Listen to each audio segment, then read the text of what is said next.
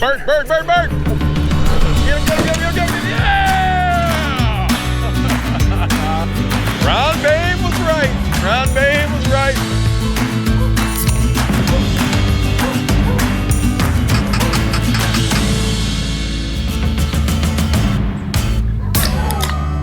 I'm feeling spry.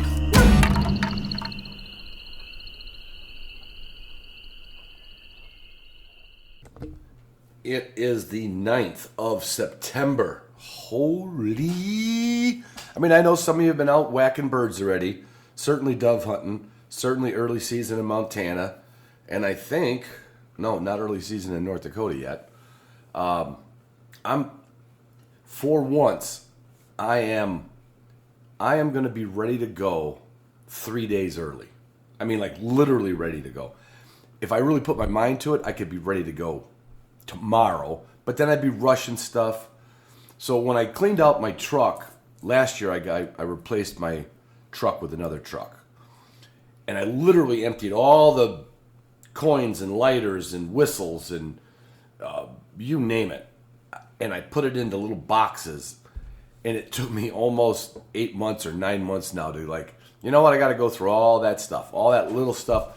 I found a really nice rechargeable flashlight. I found my glass cleaner, just because I have to wear glasses. Back in the day they called me Four Eyes. So I love getting ready. And I don't think there's anything that I haven't at least put my hands on or know where it's going to go in my truck. Now, Onyx, the title sponsor of this show, Onyx Hunt, I didn't necessarily load it into the truck, but it's on the dashboard and it's in my phone. I've already done some scouting. I've already got a pin to mark. I'm actually going to go pick up, believe it or not, I'm getting 3 new shotguns from Mossberg. But the funny part is, one of my listeners is going to be out in North Dakota, and he knows I like old pump guns. Not that I'm good at shooting them, but we're going to actually meet, and I'm going to get that shotgun from him. It's an really old Mossberg corncob. Oh, it's sweet. I got pictures of it. I'll be shooting that. It's in 16 gauge, which I love. And I am so ready. Like, I took my Gunner Kennel, my intermediate, and I mounted it up on top of the permanent dog boxes that I had built. And and I actually bolted it through, and I matched up the holes from, being very handy. I could do that stuff. Anyway, that's mounted up to the right, and then I'm going to have a little I'm going to have the medium kennel next to that. Then I got my Zero Breeze next to that. That's the air conditioner unit to keep everything temperate controlled, which is just the sweetest thing in the whole damn world. If you, I know I told you they're not a sponsor, but I'm going to be mentioning them right up through till I take off for this trip. It's still hot weather out, and that Zero Breeze is a game changer keeping your dogs cool. Now, I got new collars coming. I haven't got them, but all my dogs are going to have brand spickety new collars from W Supply because I don't really need anything from Garmin because obviously they're my sponsor and I already got all my Garmin. I've got a redundant pair. Is that true? Well, redundancy would always be a pair. Anyway, I've got 2 550 pluses, okay? Kind of because I couldn't find one for a long time. And now that it's resurfaced, I've got all my charging cords on a battery pack up on the side of the up on the 4-wheel camper on the inside, where I've got like a what do they call that? Well, it's like a charging station, and it's like my solar goes into there. And so now I'm not even going to bring a bag for all my Garmin products. They're all up there. I made a little chair rail. So all my chargers there, when I get the dogs out of the truck, I'm not going to be bringing the collars into the house and trying to find the cords. It's all going to hook right up there in my truck. Not going to have that, shit, it's not charged. Oh, shit, I left it on. That's going to be a game changer. Everything with Garmin and W is where you would go to get your Garmin is a game changer.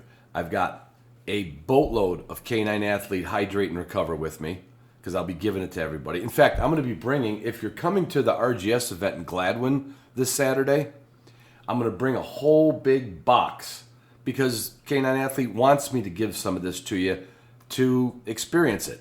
I'm going to have New Dog, K9 Pro, and a lot of hydrate and recover for the hunting season. So you come see me there, or go online and you can get it with the promo code K9Athlete for 25% off your first order. Like I said, Mossberg's giving me 3 new shotguns, and I'm picking up an old shotgun on the way there. I can't wait. I'm going to go shooting with Matt from Mossberg. We're gonna do the gun, all the paperwork at the gun club.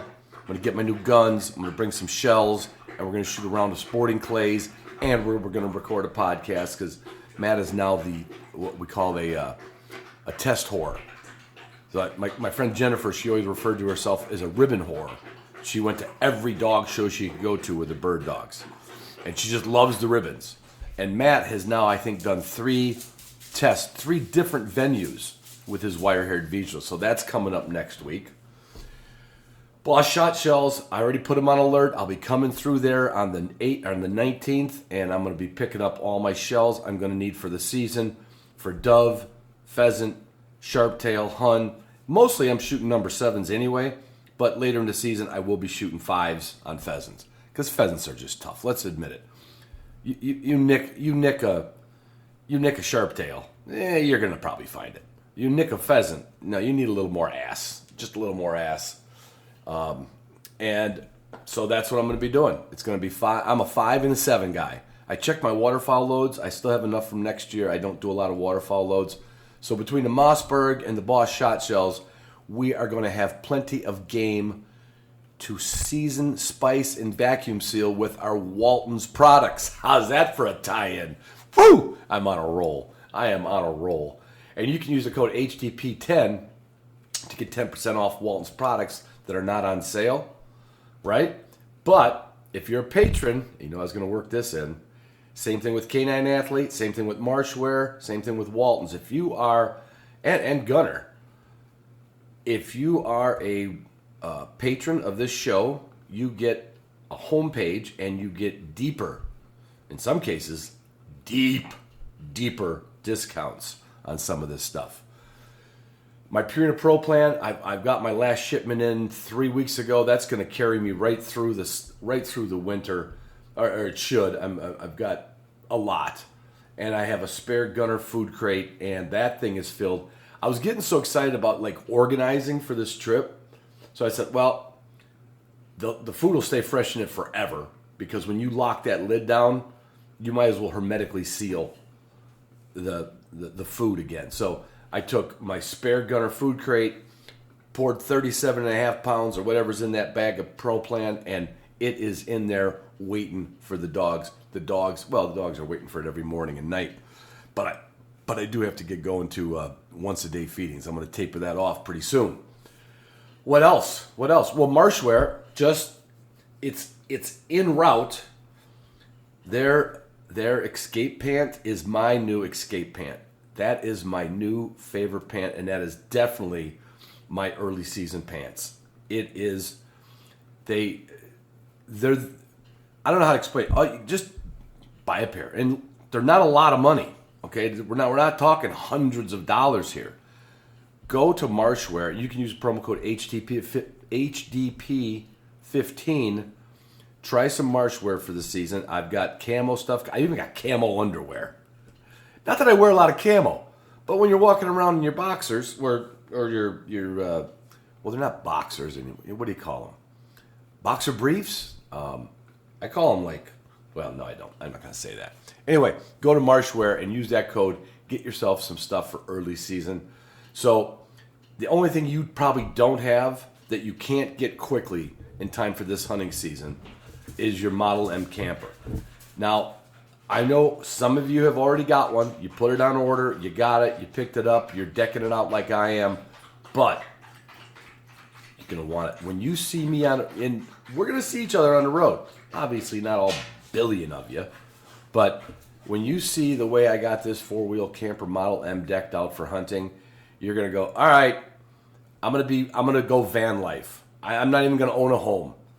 I'm I'm going to be in a four-wheel camper. I'm going to hunt my way across the country. I'm going to be wearing marsh wear. I'm going to be seasoning with Waltons. I'm going to feed my dog Purina Pro Plan. I'm going to be shooting Boss shot shells and Mossberg shotguns. I'm going to be supplementing my dogs with Canine Athlete. I'm going to be using my Garmin around their neck. I'm going to go to W whenever I have an issue, a need, or desire for anything for my dog. I'm going to use gunner kennels for my transportation kennels because they are bomb-proof, foolproof. Well, I don't know about foolproof. You still got to assemble them. But they are the best kennel that you could put your dog, the safest kennel you can put your dog in. And like I proved, I could drill a hole in the bottom of it and anchor it that way. And Onyx, of course, guiding us all the way out there. So there's a couple things you can do, okay? You could say, Ron, what about the boots? All right, see? I didn't forget about the boots. I was waiting to hear from, my wife just got a pair of Joe Furs. So you're going to see them on Instagram this week. I would say the Joe Furs could also not just be your hunting boot, your rubber hunting boot, but it could also be your camp boot. It's like an ankle. It's like an ankle high boot. Like the other ones I got are like a shin high, and then my original gum leafs are, knee high. So I mean, I think Jackson had to send me an Arxus. That's ARXUS USA.com. Check out. They have more lines, more SKUs, more. Well, you're gonna love it. So you are gonna be completely prepared. And I understand if you don't have your four-wheel camper yet. But I don't understand if you don't have your Arxus boots, your Marshwear, your Waltons, your Purina, your Boss, your Mossberg, your Canine Athlete, your Garmin, your W Supply, your Gunner Kennel, and your OnX mapping system. But if you're not a patron, you're missing the history of my dogs, you're missing the Zoom rooms, you're missing personal consultation. A lot of my patrons just call me up to ask me questions about hunt tests, about breedings, about breeders, about breed selection. I will give my patrons as much physical time every week that I can. And the In the Kennel series that we just put out another one on YouTube. Go to the Hunting Dog Podcast YouTube page. Look for In the Kennel. These are really fun. There's 5 people in the panel, and these are questions. None of us are trained. None of us are pro trainers. None of us have ever charged a penny to anybody. But we've all been at it for a long time, and we have a lot of different ideas, a lot of different views. We all have similar veins, but you're going to pick up a lot of good stuff from that on the YouTube channel. We'll keep throwing stuff out there. And what else? I can't think of another damn thing. And that was 12 minutes. I'm sorry, but for this good of an episode, and I mean this good of an episode with Dave Utzinger. That's right. Dave Utzinger is back in the kennel. Now, those of you who are long-timers know that Dave and I went out to North Dakota probably 5 years ago. We did that live thing on Facebook, 8 years ago, where we were drinking moonshine, and it turned into a fun show. Anyway, Dave came over. He's going to be on one of the panels coming up on in the Kennel series, but because we couldn't coordinate that this weekend, I had Dave come over, and we went through the Craig Koshyk book of pointing dogs. Didn't make fun of it, gave it praises, but we tried to guess the versatility of all the breeds in that book. And there's a lot of stories about his history, my history, all mixed in with it. It's a long episode, but you got a long drive ahead of you, and you're going to enjoy this one. I love you guys. I love you girls. I love you patrons more. Yeah, I do. I'll be honest with you. Guy or girl, I love you patrons more. So there. Oh, did I do everything? I think so. Yeah. I'm on YouTube. Oh, White Lake Hunting Lodge. I didn't. I think there's 1 or 2 spots open yet for the White Lake Hunting Lodge hunt, the end of October, where I'm up there. It's a driven, flank, block, hootenanny pheasant hunt where you just move around to different fields, you line up, you flank up. Old school South Dakota family pheasant hunting with meals, alcohol, game room, poker, roulette. I mean, it's like an illegal casino in the back. I don't want to say that out loud, but I just did. It's so much fun, and you can come there and challenge me and Roof in cornhole because me and Roof are the champions. And my buddy from Watermark Brewing. If you are lucky enough to get the last couple spots at White Lake. I have it on good authority that we are going to have a boatload. And I mean, I don't know what size boat, but a boatload of beer from the Watermark Brewery in Stevensville, Michigan. And I'm going to stop and get some on my way to North Dakota. I just haven't called Justin yet. Sorry, Justin, if you're listening to this. I need some Mexican lager for this trip because it is my favorite beer. And no, they're not a sponsor. I just love their beer. All right, now, on with the show. Don't record. Now we're recording. All right. My buddy Dave Utzinger is here, and if those of you who have wrote me and said, when's Dave coming back on? Dave's back on. Dave just finished an epic Isle Royal hike with his family. We did. It was amazing. It was incredible. And it was epic. It was. Your knee swelled up on the first day. Obesity will do that to you. And I would never call you obese. I'd call you, chunky. Well, husky is what they call the pants that my mom used to buy. Husky. I had huskies. And now we're looking at Wilderness Athlete Joint Supplement, which I'm taking. But that's not what we're going to talk about. But just to kind of run the background, anybody who listens to the show, they kind of know the history of my dogs. My patrons get the history of my dogs once a month. I've been running down stories of Haskell, Zygon, just 30-minute things. So, because I always get, not you and Craig, confused, I always think you had the Water Spaniel, but you had a Springer. No, I'm so glad I didn't have the Water Spaniel. Yeah, that was not. Maybe not today. There's been a lot of advancements in all the breeds. You're but glad, at that time. especially after you met Craig's Water Spaniel. Yeah. That was the one he What said. was that one called? Scuba. Scuba. He said he used to play fetch with it on the highway and it just won't die. No car. Teflon Don just kept coming back for more. But how did you get a first Springer? So I didn't bird hunt growing up, and I told my wife I wanted to get into bird hunting, so I needed a bird dog. You've been married how many years now? 20 something? 21, I think. 21, yeah. 22. Sorry, Jen. Well, that's okay. Probably feels like 80 She's for not going her. to watch this one live from the beach. Yeah, so. Thank goodness. And anyways, I didn't know what breed to get. I didn't know the club that we belonged to, the Navda Club. I didn't know anybody, right? So I just said, all right, I did what anyone did back, and I'm dating myself. I opened the paper. Mm-hmm. And I found somebody way out. We're talking Muskegon Chronicle newspaper. Muskegon Chronicle newspaper, right? Because that's where all the high quality breed. That's where I got my short hair from. And so I went down to the breeder, and I might have even shared this on a podcast, but I went down there because I wanted a bird dog, and we got there, and it was the biggest puppy mill I've ever seen in my life. I mean, they had two different breedings, like rabbit hutch type cages. They had an old cattle barn that was converted to hold. They had lab puppies at the same time. They had two different litters of springers going on. They had a goat pen. I mean, every animal in there was pregnant or had a litter. Something to goats, sell. Cattle, you name it. Yep, just making money. Wow. They Where did was have that at? Not they did the have name, papers. but I mean, what part of No, it? it's all right. It's way out Maple Island if you go south, over by Maple Island and Sternberg. Out that way. So, anyways, Jen and I went there, and she picked up one of the pups that was like 6 weeks old, naturally, because they're cute and fun. Yeah. And then I was watching. She literally opened the goat pen and let all these Springer Spaniel puppies in that were like 10, 11 weeks old. Was it black and white or brown and white? He was black and white, but they had all of them, even some tricolors. Oh, well, pay extra for that. It was legit. And I just remember, like, I know this is not the place to buy a dog from, but I felt so bad, like no puppy should live here. It's like you almost went on a rescue mission. Oh, I did. I was going to bring them all home. It just hurt so bad. Like you wanted them out of there. Yeah, and Jen had a little liver and white female, and she goes, can we get her? And I looked over in the goat pen, and there was this little black and white puppy that had left the mother. Now, I don't know how it could tell which mother was his, because there were multiple mothers all Like full of milk. You mean like flocks of turkeys with 3 hens and absolutely. 20 little ones? Worse. You don't know whose are Worse.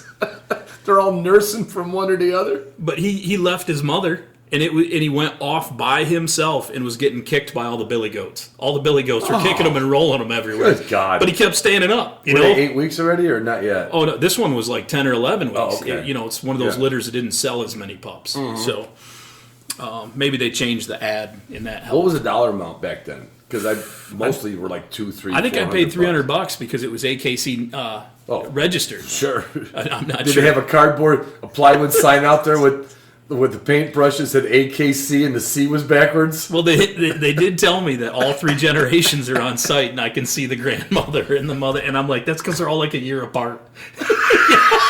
It was awful. But he turned out fine. Anyways, Jen's like, "Can we get one?" And I said, "If we get one, I'm getting the one in the goat pen because it's resilient." It kept getting, and it wasn't smart. It kept going back and beat up and back. So it was like you. Yeah. So that's how we got Pete. That was Pete. Yeah.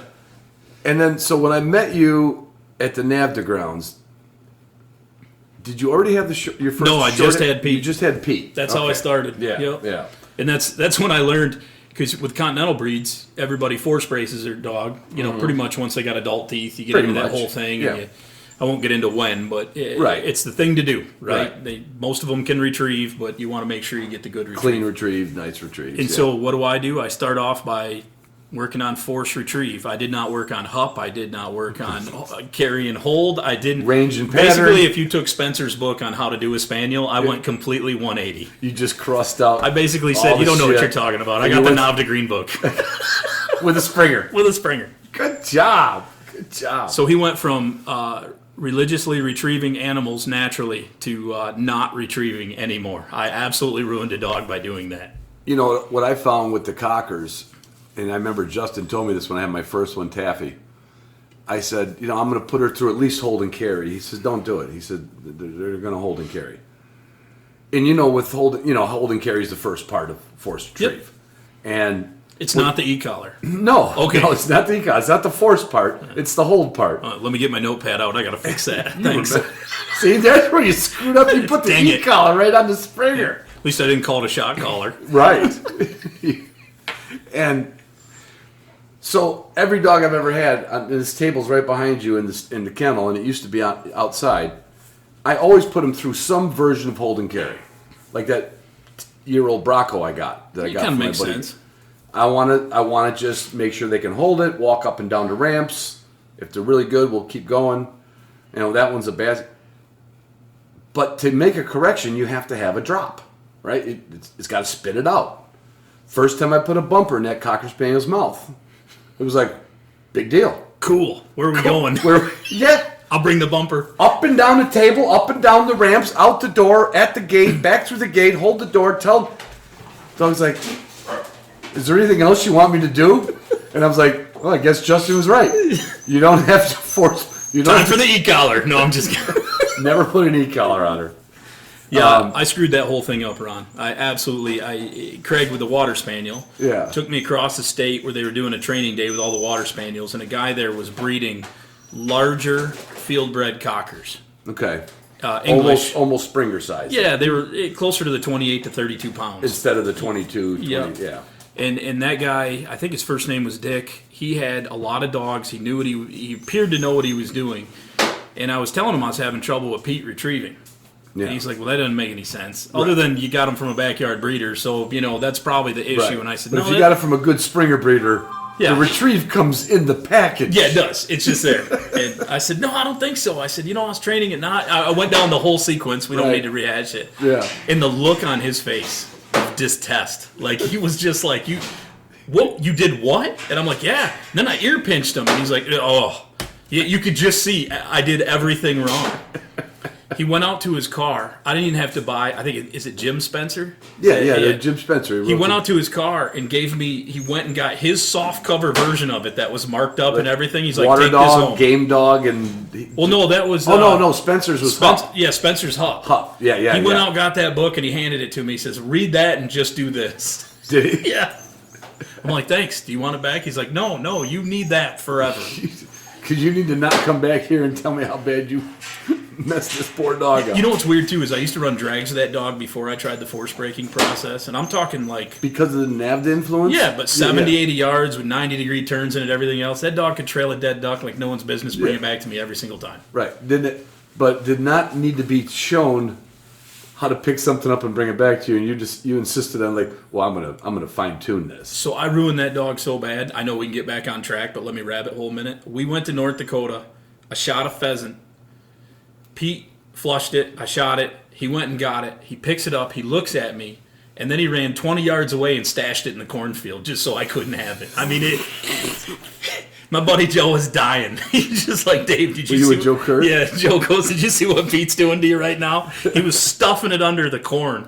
You know, just unbelievable. The leaves and everything. Yeah, he's like, yeah, you can't catch me anyways. I got 4 legs, you got 2. So, yeah, I ruined that dog. But So from hanging around at NAVDA, yep, you started seeing the Continental breeds. I did. And one of the things we're going to do, we're not going to go through every book in Craig Koshyk's, I'm going to say, epic book, Volume 1, The Continental's Pointing Dogs, right? Turns out we both owned this book when it came out, probably 15 years ago. Oh, yeah. And I remember you had to lend me this book because I couldn't find mine. I still say Dave Dean lost it. You might have. He might have. Or he might have thrown it at his wife and she threw it in the garbage. I'll tell you, you've had it long enough that I forgot I had it here. And, right, and you got to take it back. You should lie and say, this is mine. I don't know where yours is, Dave. No, your Post-it notes. Did I write my name in the cover? I don't know. Nope. You could It's have not stolen autographed by Craig. No. I should have just forged my name in here. Yeah, you Got should have rid of just your wrote Post-it it. notes. But this book wasn't around when you got your first short hair. No, it was not. So what was your path for that? Now, you probably because you're hanging out with us at the NAVDA grounds and you're thinking, oh, I need a pointing dog. Yeah, even before that. So one of the reasons I got into dogs is I didn't know what I needed to have a bird dog. I was that naive. You know, first dog we ever had, we rescued from the pound on Red Dot Day.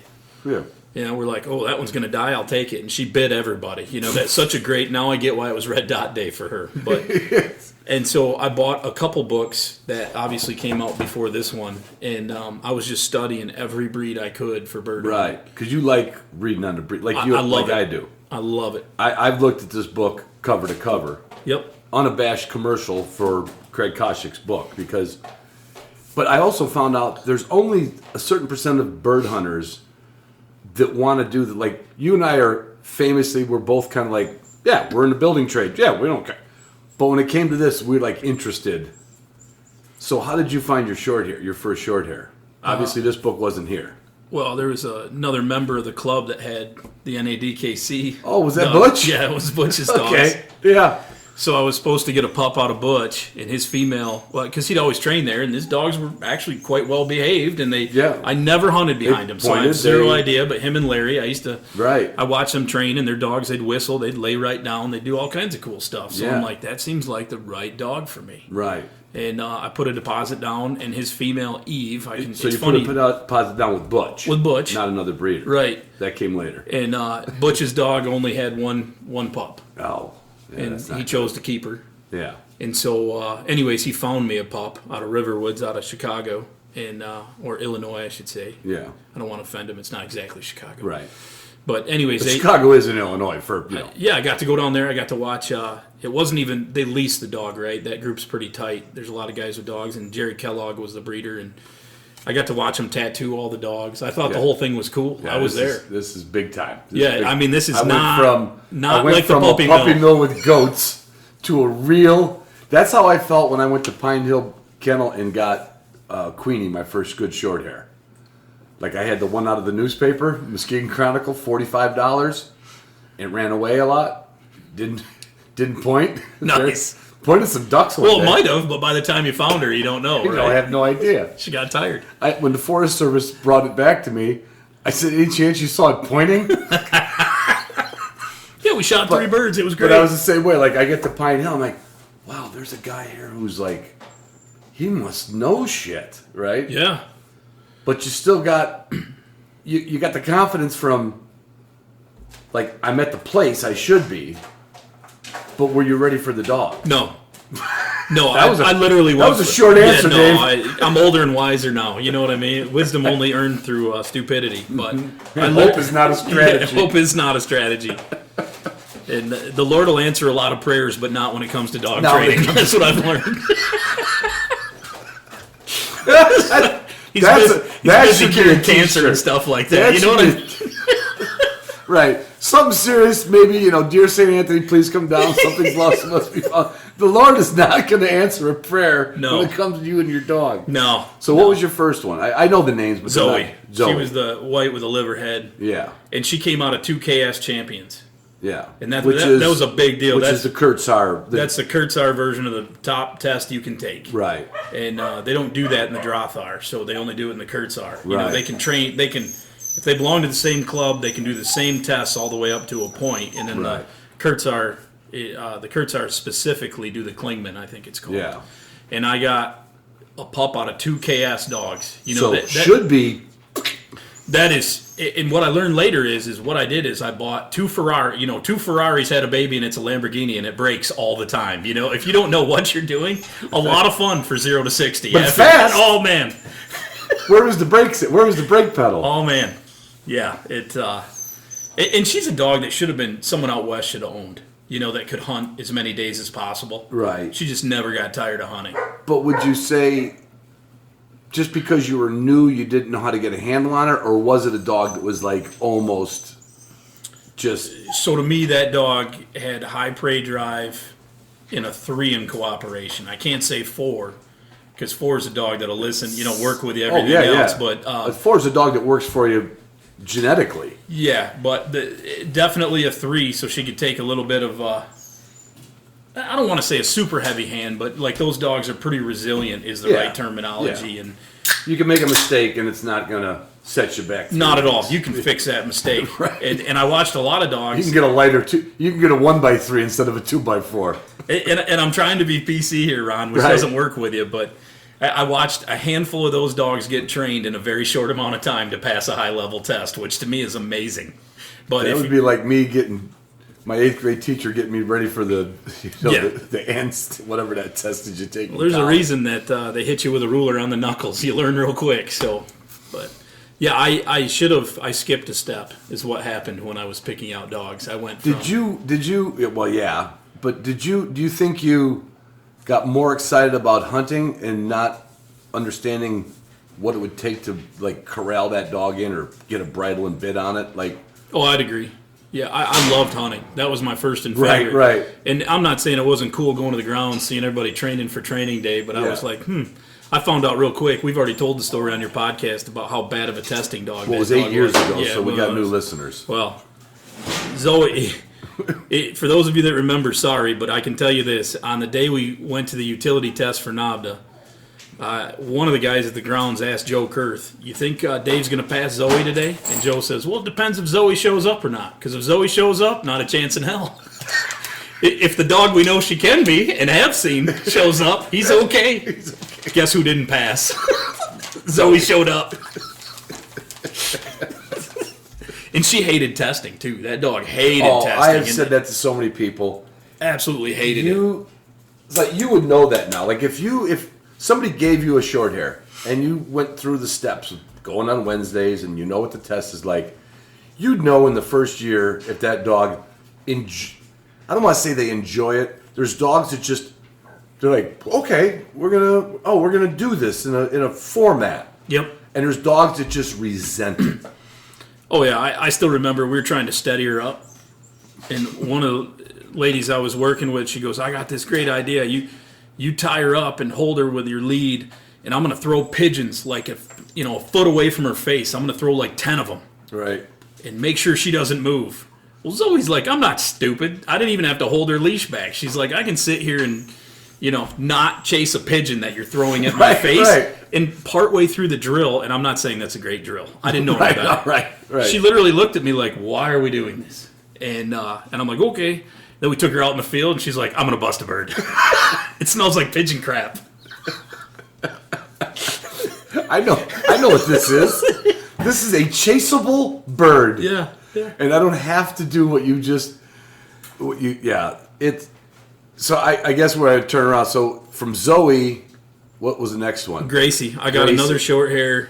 That was the import. Well, yeah. So both of them were technically. Yeah. It's kind of unique because I got a dog because mine was unbreedable in the German system. Zoe's the extra molar dog. Right. Oh, the roof of the. Yep. So the molars and the roof of the mouth. Yeah. Well. Which is not supposed to be there. Yeah, that's what they tell me. Zoe's probably mad she couldn't chew dog food as easy. But the problem was she wasn't missing any of her molars. None. She just had extra extras. molars in the roof of her mouth. Extra. I remember the day I looked in that dog's mouth. I was like, All right, somebody else take a look at this. Am I seeing two teeth coming out of the roof of this dog's mouth? Oh, I still remember. Or am I seeing two strep throat abscesses? When they saw it in the NADKC, they just literally they're like, well, you got to have an oral surgeon look at it because if it's one root, she's still breedable. But if it's two separate roots, good Lord! And so I had to go get it X-rayed. You know, I was in this, so Ron, like, right? Like I'm in the I'm in it to win it. I got in the van, right? So I am down this road, and no, they were extra molars. And there can't be a lot of animals in general. No, they're usually missing them. Right. That have an extra set of molars in the roof of their mouth. Yeah, so if I remember right, it wasn't like they were right next to the molar. It was more up in the roof of the mouth. They were on the inside. And the inside, on the high... The oral surgeon, yeah, that's right, went to an oral surgeon for dogs. What do you think that guy makes? Oh, a couple bucks at least. Yeah, well, definitely off of me. Did you have them taken out or no? Yeah, they got taken out. Oh, you did have them taken out. Yeah, so, and I'm not upset at the kennel. The kennel asked if they could have... that way you could breed her later. Yeah, I was hoping. At least in some of the other systems, they don't check that crap. How do you think we get all these dogs like this? How do you think we screw up a breed?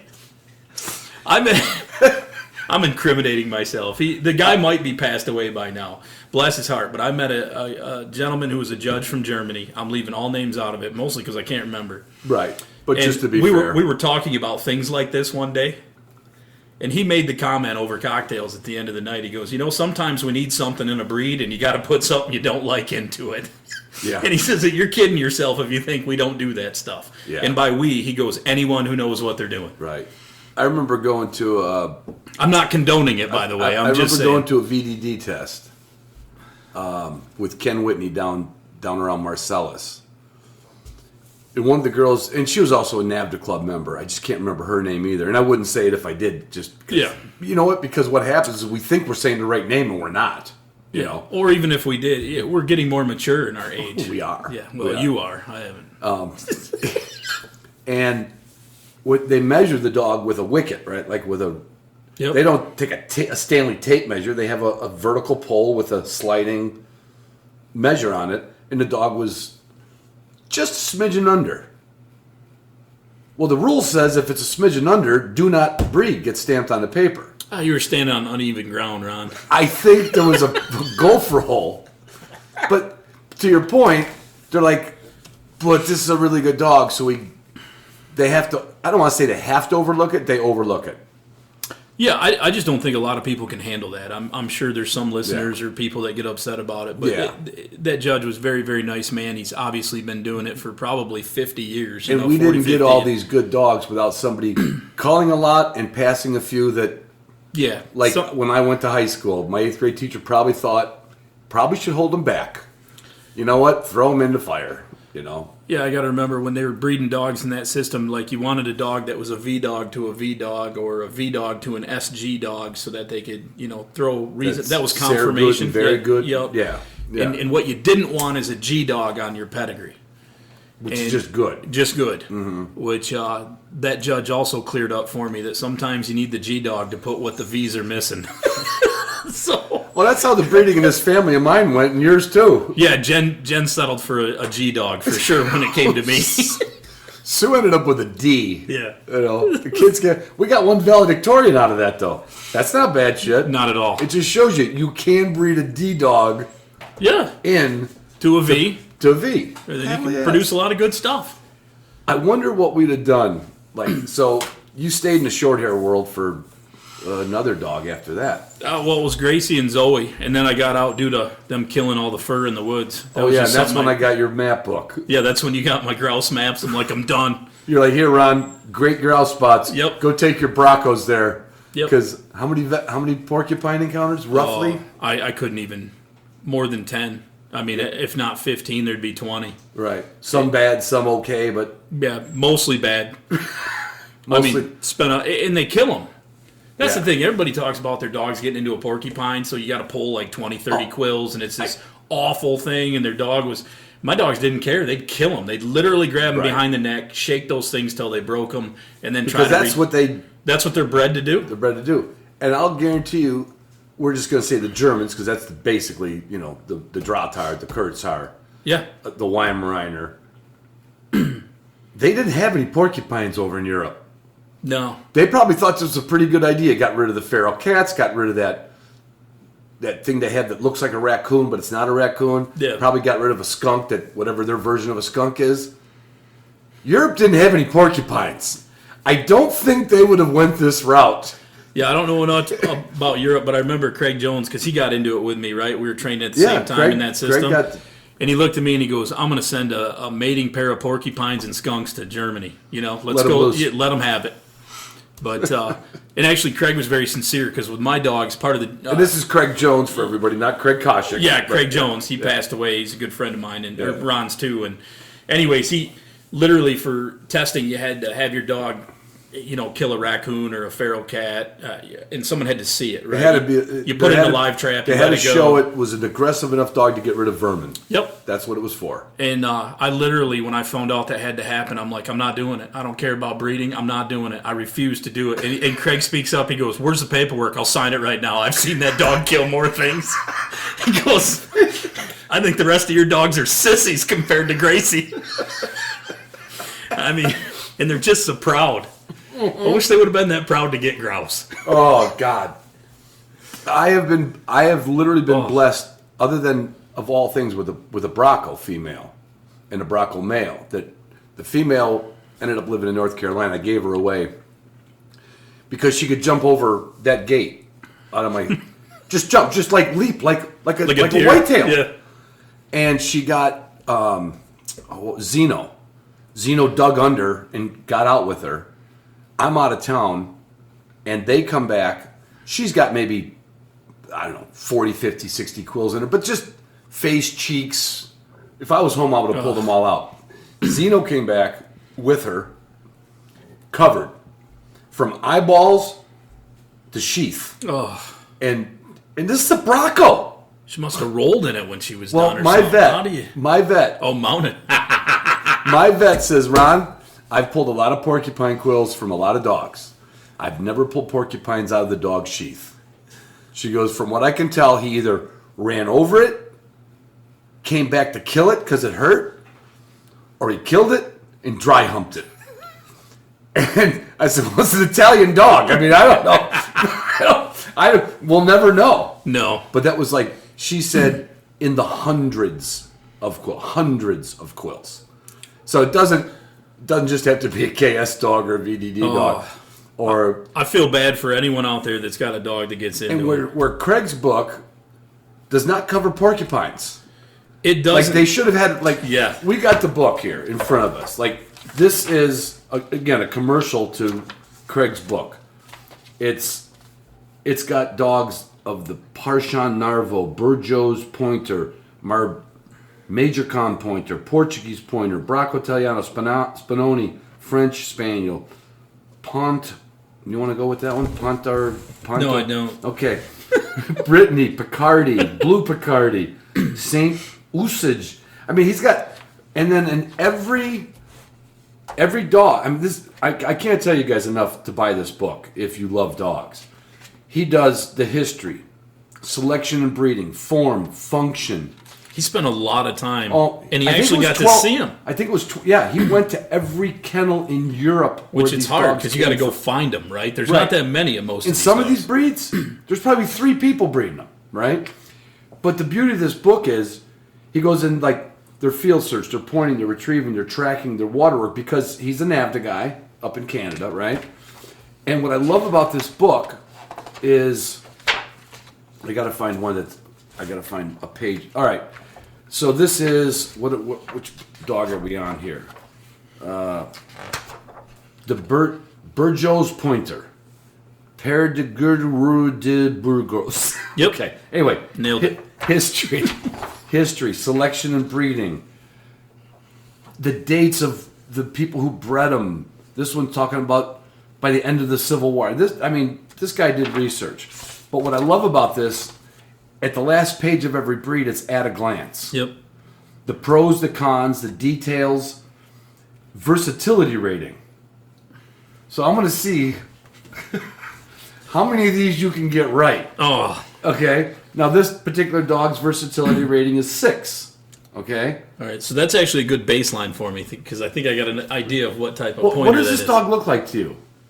Well, Doesn't it look like a Bronco with a short hair? I mean, kind of. it does, but All right. some of those old short hairs are big. Oh my God, my brown one from the newspaper was 85 pounds, Yeah, and he had ears like a Bronco. There was a guy from the other side of the state. I think he moved out west now, but when he brought his short hairs out at the NADKC, I mean, you could have rode them with a saddle. I mean, they were. Right. I was like, "There's no way those are in standard." He goes, "It's an old line." I said, "Yeah, for a reason." Like, holy cow! They pulled carts Yeah. with potatoes. It was huge. All right.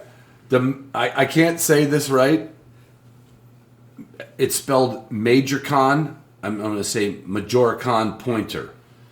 Take a look at that dog, Dave. Yep. It's on point. Its tail's crooked, but paws up, looks intense. Well, it's obviously from the setting breed, right? Because it's got the flat tail coming back, Yeah, probably. it's like Bravos look like a shepherd's hook. Just let's take a guess. What is the versatility number? I'm at a solid 5. Solid 5. Let's see where we're at. 6. Not far off. Not far off. Now the Portuguese pointer. Okay. Now Dave and I are looking at this book together. So where are you at with that one? I'll do one, then you do one. I'll do one. All right, you're on. All right. Portuguese pointer. This front on picture looks kind of like a mixed boxer. That one's tough though, because I think this one's. Well, he's got tough eyes. He's not a bad swimmer. I don't think. So you retain your reading. Maybe a little bit. I'm going to give this one just because of the look on the picture. We don't have time to read this book. I'm going to give this one the 5 that you gave the other dog. So let's see. I feel like Craig's pretty lenient with the 7. Oh, a 7. See, because I think they can trail with that dog, and I think it swims. It would help if I read. Oh, and they dock that tail a little bit. So maybe if I just... All right, next one we're going to see more pictures. You're getting the clues now, right? Oh, Brock. no. Oh, no. Well, I already know where I'm at for versatility, but I'm not sure where Craig at 3. What's he got? A 3. Is he that low on versatility? Let's see. This is yours. Where were you at? I want to know where you're at with this breed because you're the professional. I'm gonna say a 5. Oh, probably. I'm not gonna go down to a 3, but I'm gonna tell you that a bunch that I've had and a bunch that some that I've sold and a bunch that I've met don't use their back legs to swim and they look like they're drowning. Yeah, once again, I'm at a 3. Okay. That's not a bad thing. No. I'm with you. Oh, unbelievable. You won't believe what the rating is. Let me see. 6? We need a sound machine. My wife's a kindergarten teacher, man. This is probably how she celebrates kids in her class. You know what I mean? Oh, no, you did fine. I'll tell you, a great picture. This guy here, this is from Ralph Miniot, a picture that Craig got. This guy is a devout chucker hunter. I thought they were all holding cheeseburgers at different areas and the dogs were looking And they at just put a backdrop with the mountains behind them. You know what, though? But they still don't look like they're excited to be there. No. No. Well, that changes how I'm going to rate things moving forward. All right. Spinoni? Ooh, Spinoni. Oh, it's this got is to not be a 7. alphabetical. 7. Now, maybe a 6. I'm gonna go 7. I'm gonna go 6. I'm at 7. Again, we're not knocking this at all. We're just going to go through because Dave and I don't want to say we're aficionados, but we have read this book. We love meeting other people's dogs.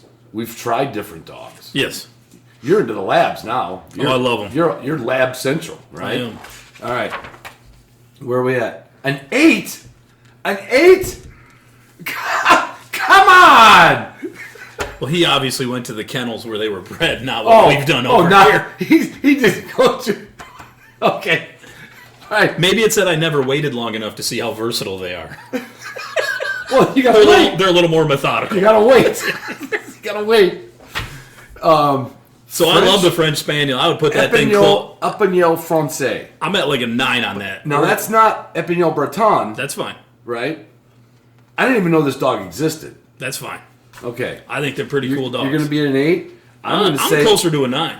Okay, all right. I'm probably a little heavy there. I'm closer to a 9. We're going to get right to it. 8. Ooh, you got me. You beat me on that one. They kind of look like a large Mustardlander in these pictures. Well, the thing is, if you see the face, they're a Spaniel all day long. I mean, it's in their name, the too. eyes. So, yeah. To me, anytime you got a dog that's got Spaniel in it, Spaniels were bred to be a game dog, so they should be fairly versatile.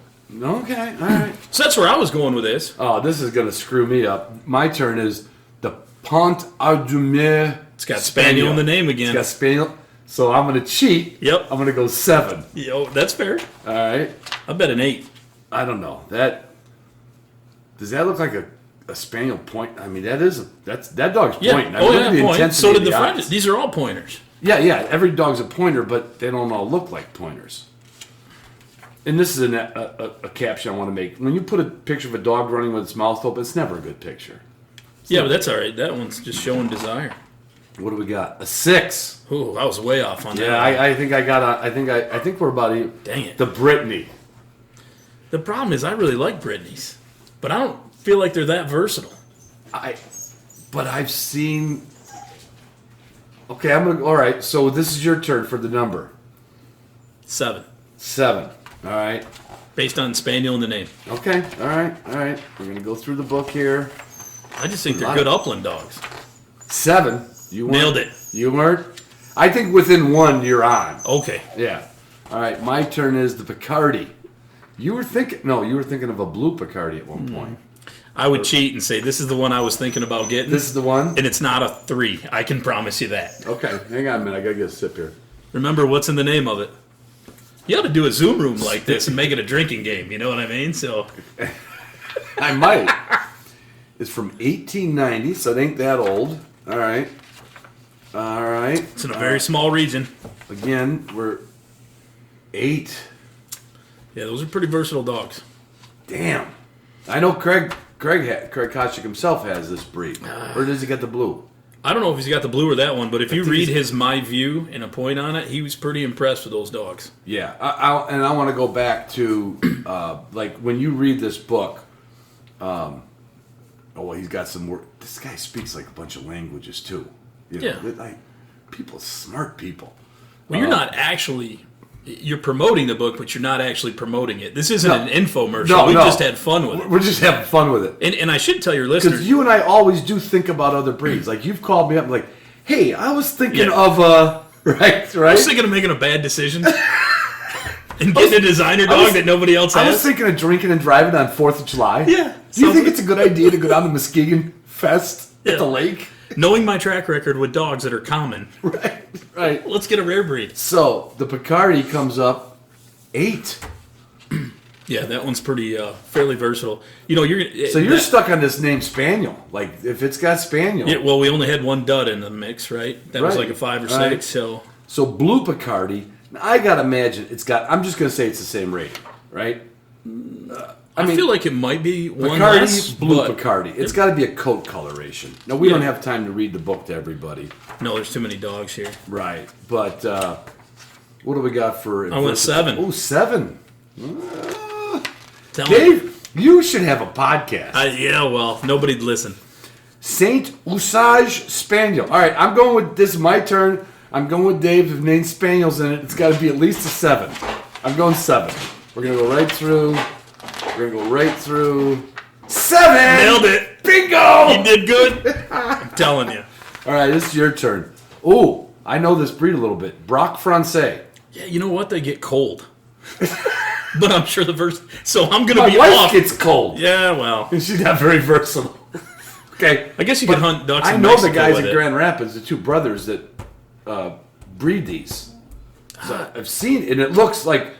Craig's pretty fair with his versatility. I'm going to say 7. I You're feel like gonna it's say- closer to a 6 in my gut, but I'm going to go 8, and I don't know why. that's fine. I just think because it looks like a short hair. Yep. It really does. In fact, this particular picture, if you just saw that on Instagram, you're going to say anything besides short hair, are you? Well, the jowls are a little bit more, right? Barely. On this picture. Not in that picture. Not in that picture. Those are short hairs. That's lying. That's Queenie. Yeah. That's my Mosgar. I was going to say, that's Zoe right there. That's Zoe. Yeah. So. They probably are closer. But I've seen, I think you're 8. right, a little more facey, like this one. That one's thick-bodied, though, man. Right, but I mean, look at the Yeah, the dewlap. jowls are a little bit in more. the long ear. All right. 8. Yeah, I was way off. Nailed Ron that Lenz. one. Nailed that one. All right, this one's yours. Braque du Bourbonnais. See, I've seen those, too. We've had one out at the grounds one time. Okay, so what do you remember? Well, it was a puppy. Okay. I'm stuck. Like I'm saying, all right, 7. I'll just be polite about it. You're going to go 7. You don't want to go. You don't want to go. I don't feel like they're an old slow breed. You want to go 7 with that picture? Yeah, I'm going 7. All right. 8. Dang it. Ow! I was going to go 5. Oh, were you? Well, it just doesn't even. It's the jowls. The markings. Doesn't it look like it was mixed? Well, I mean, yeah. obviously they mixed with something 100 years ago. Well, we used all these to make what we have today. I know, and God bless every one of them. Okay, this is mine. The Brock Saint Germain. Looks like German with an I. That one has got the low tail, paw up. I'm gonna give it an 8. Dude, that thing's gonna be old and slow. Okay. Ooh, I was You're within close. a point. Maybe we should have done suitable for protection. We have to do the versatility rating and the protection duty version. Oh, there you go. Protection of that. Please, I got my fingers crossed Okay. for Drothar. Oh, you're gonna nail that one. I hope. I feel like I can do both of those. Okay, yours is Brock d'Arvange. Arvange. I don't know. I'm a little off, man. That thing's not a water dog, so I'll give it a 7, even though I don't think it should be that high. I feel like it should be a 6, but it's a 7. Oh, hey, look at that picture. Pictures are deceiving, though. You know, when you see a whole different coat coloration, that reminds you of a dog you like. That one reminds you of a different breed. 7. Yeah. You know, I'd be killing your For a Zoom guy- room drinking game right now. for a guy that went to labs, you retained. So here's the thing, and maybe you didn't want to get into this yet, but for your listeners, at the NAVDA Club, even though it's based on NAVDA, really we had everything there. We've had Labradors. I mean, you name it, they showed up. Golden Retrievers. Yeah. I mean, we've had everything show up at that grounds just because we really call it the training grounds, even though it's a NAVDA place. Right. And one of the reasons I like this book and I like some of the other books and nerd out on it is I didn't want to be that guy at the training grounds that gave bad advice. Like I give a lot. I mean, as far as life goes, I give you all kinds of bad advice. You don't mind if you set a bad example. Yeah, like let's ear pinch a spaniel. Like I didn't want to be that guy when someone brings a dog out. And grounds have people. Hey, we go puppy. Did you force fetch it yet? Yeah, man. That's the easiest way to get rid of the puppy teeth. They chip right out, when you jam it in there. Yeah. I think everybody has the best intention when you go to a club, but sometimes you get the people that know enough to be dangerous or don't know not to give the same advice for their breed. Yeah. I could probably lump in, I'll offend some people, your Chessie Foss, your Drothar, your or wire hair, whatever you have, or your short hair or a poodle pointer. I think those guys could probably crossbreed. They could easily give advice for those dogs. They were the end. But then somebody shows up with a Spinoni. Easy. Don't give the same advice because I can literally. Right. Let's just know this is gonna be a slow roll to maturity. Yep. Right. So I didn't want to be that guy when people showed up to the club of giving bad advice. So I would. What are these breeds? What are they capable of? We should have had this book when we had the club back in the day. Yeah, and you know what else is fun? You ever play the game of what breed it is? I don't play it with anyone else, but I'll show up at the club, which I don't go as much as I used to. Right. And I'd look and I'd be like, ooh, is that a short hair or is that a smooth coat Drothar? Or a poodle pointer. Or a solid liver. Yeah. Yeah, I mean, you can go down, is it a Stickelhaar? Nobody has a Stickelhaar. But Right. anyways, is it a Chessie? Right. Fossix or however you say that. Because it's Chessie Fossek. Fossix? Because it's basically, as Craig says, same church, Wire. different pew as a wire hair. Right. But they do look a little different. They're a little bit stockier, and so it's very interesting. So I used to do that with myself. You'd see all these dogs on a chain gain, and I'm like, I wonder if I can name... I used to do the same thing with ducks, because I'm a duck hunter. Yeah. Can you name that bird? Right. So I do the same with dogs, and that's why this book and books like it were so beneficial for me. Books I got up there are the classic encyclopedia dogs, and then another one I picked up at a book. I love them. I think you got Smith's book up there. Yeah, it might be. All right, you've got the Brock de l'Argent. You know what? I'm going to be wrong, but I'm going with a 5. You're going with a 5. It kind of looks like a skinny Bronco with them ears, doesn't it? It's got a cowbell, and it Well, does it not kind of look... looks like a pointer. It doesn't look very motivated. Is he sleeping or is he pointing? I don't know. All right. I think he's looking at people.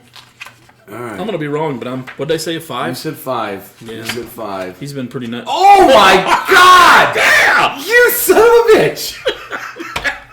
At this point, I'd be yelling, drink! No, at this point, I'd have to take a drink because you were right. Yeah, I'm bringing in moonshine again, Ron. Oh, don't you dare. Oh, look what I got. Oh! I get, and we're going page by page. Griffon. The wire-haired pointing griffon, or as people call them, griffs. Look how nice that one looks. That's the other thing about this book. You don't see that nice. Well, he took all these pictures in Europe. I mean, you must see a lot of them over here, and I'm like, oof. And again, I'm giving Craig, we're having, Dave and I are just having fun because we haven't done this in a long time. But I still want to keep telling people to buy this book because, what does it say? Is the first written word. My first trip to Europe was in 1983. I spent the summer there and quickly became an expert in presenting my passport at border crossings, converting my Canadian dollars into French francs, Dutch guilders, German marks, and Italian liras. The lesson I learned in the next summer would serve me very well every time I returned to Europe over 18 years. This guy went to every, like, the kennels in Europe, right? So versatility, this one's mine. I'm going to go 9 only. Because you don't want to give it a 10 based on some of the other breeds, right? No, because I'm thinking of the ones that I know, like, personally.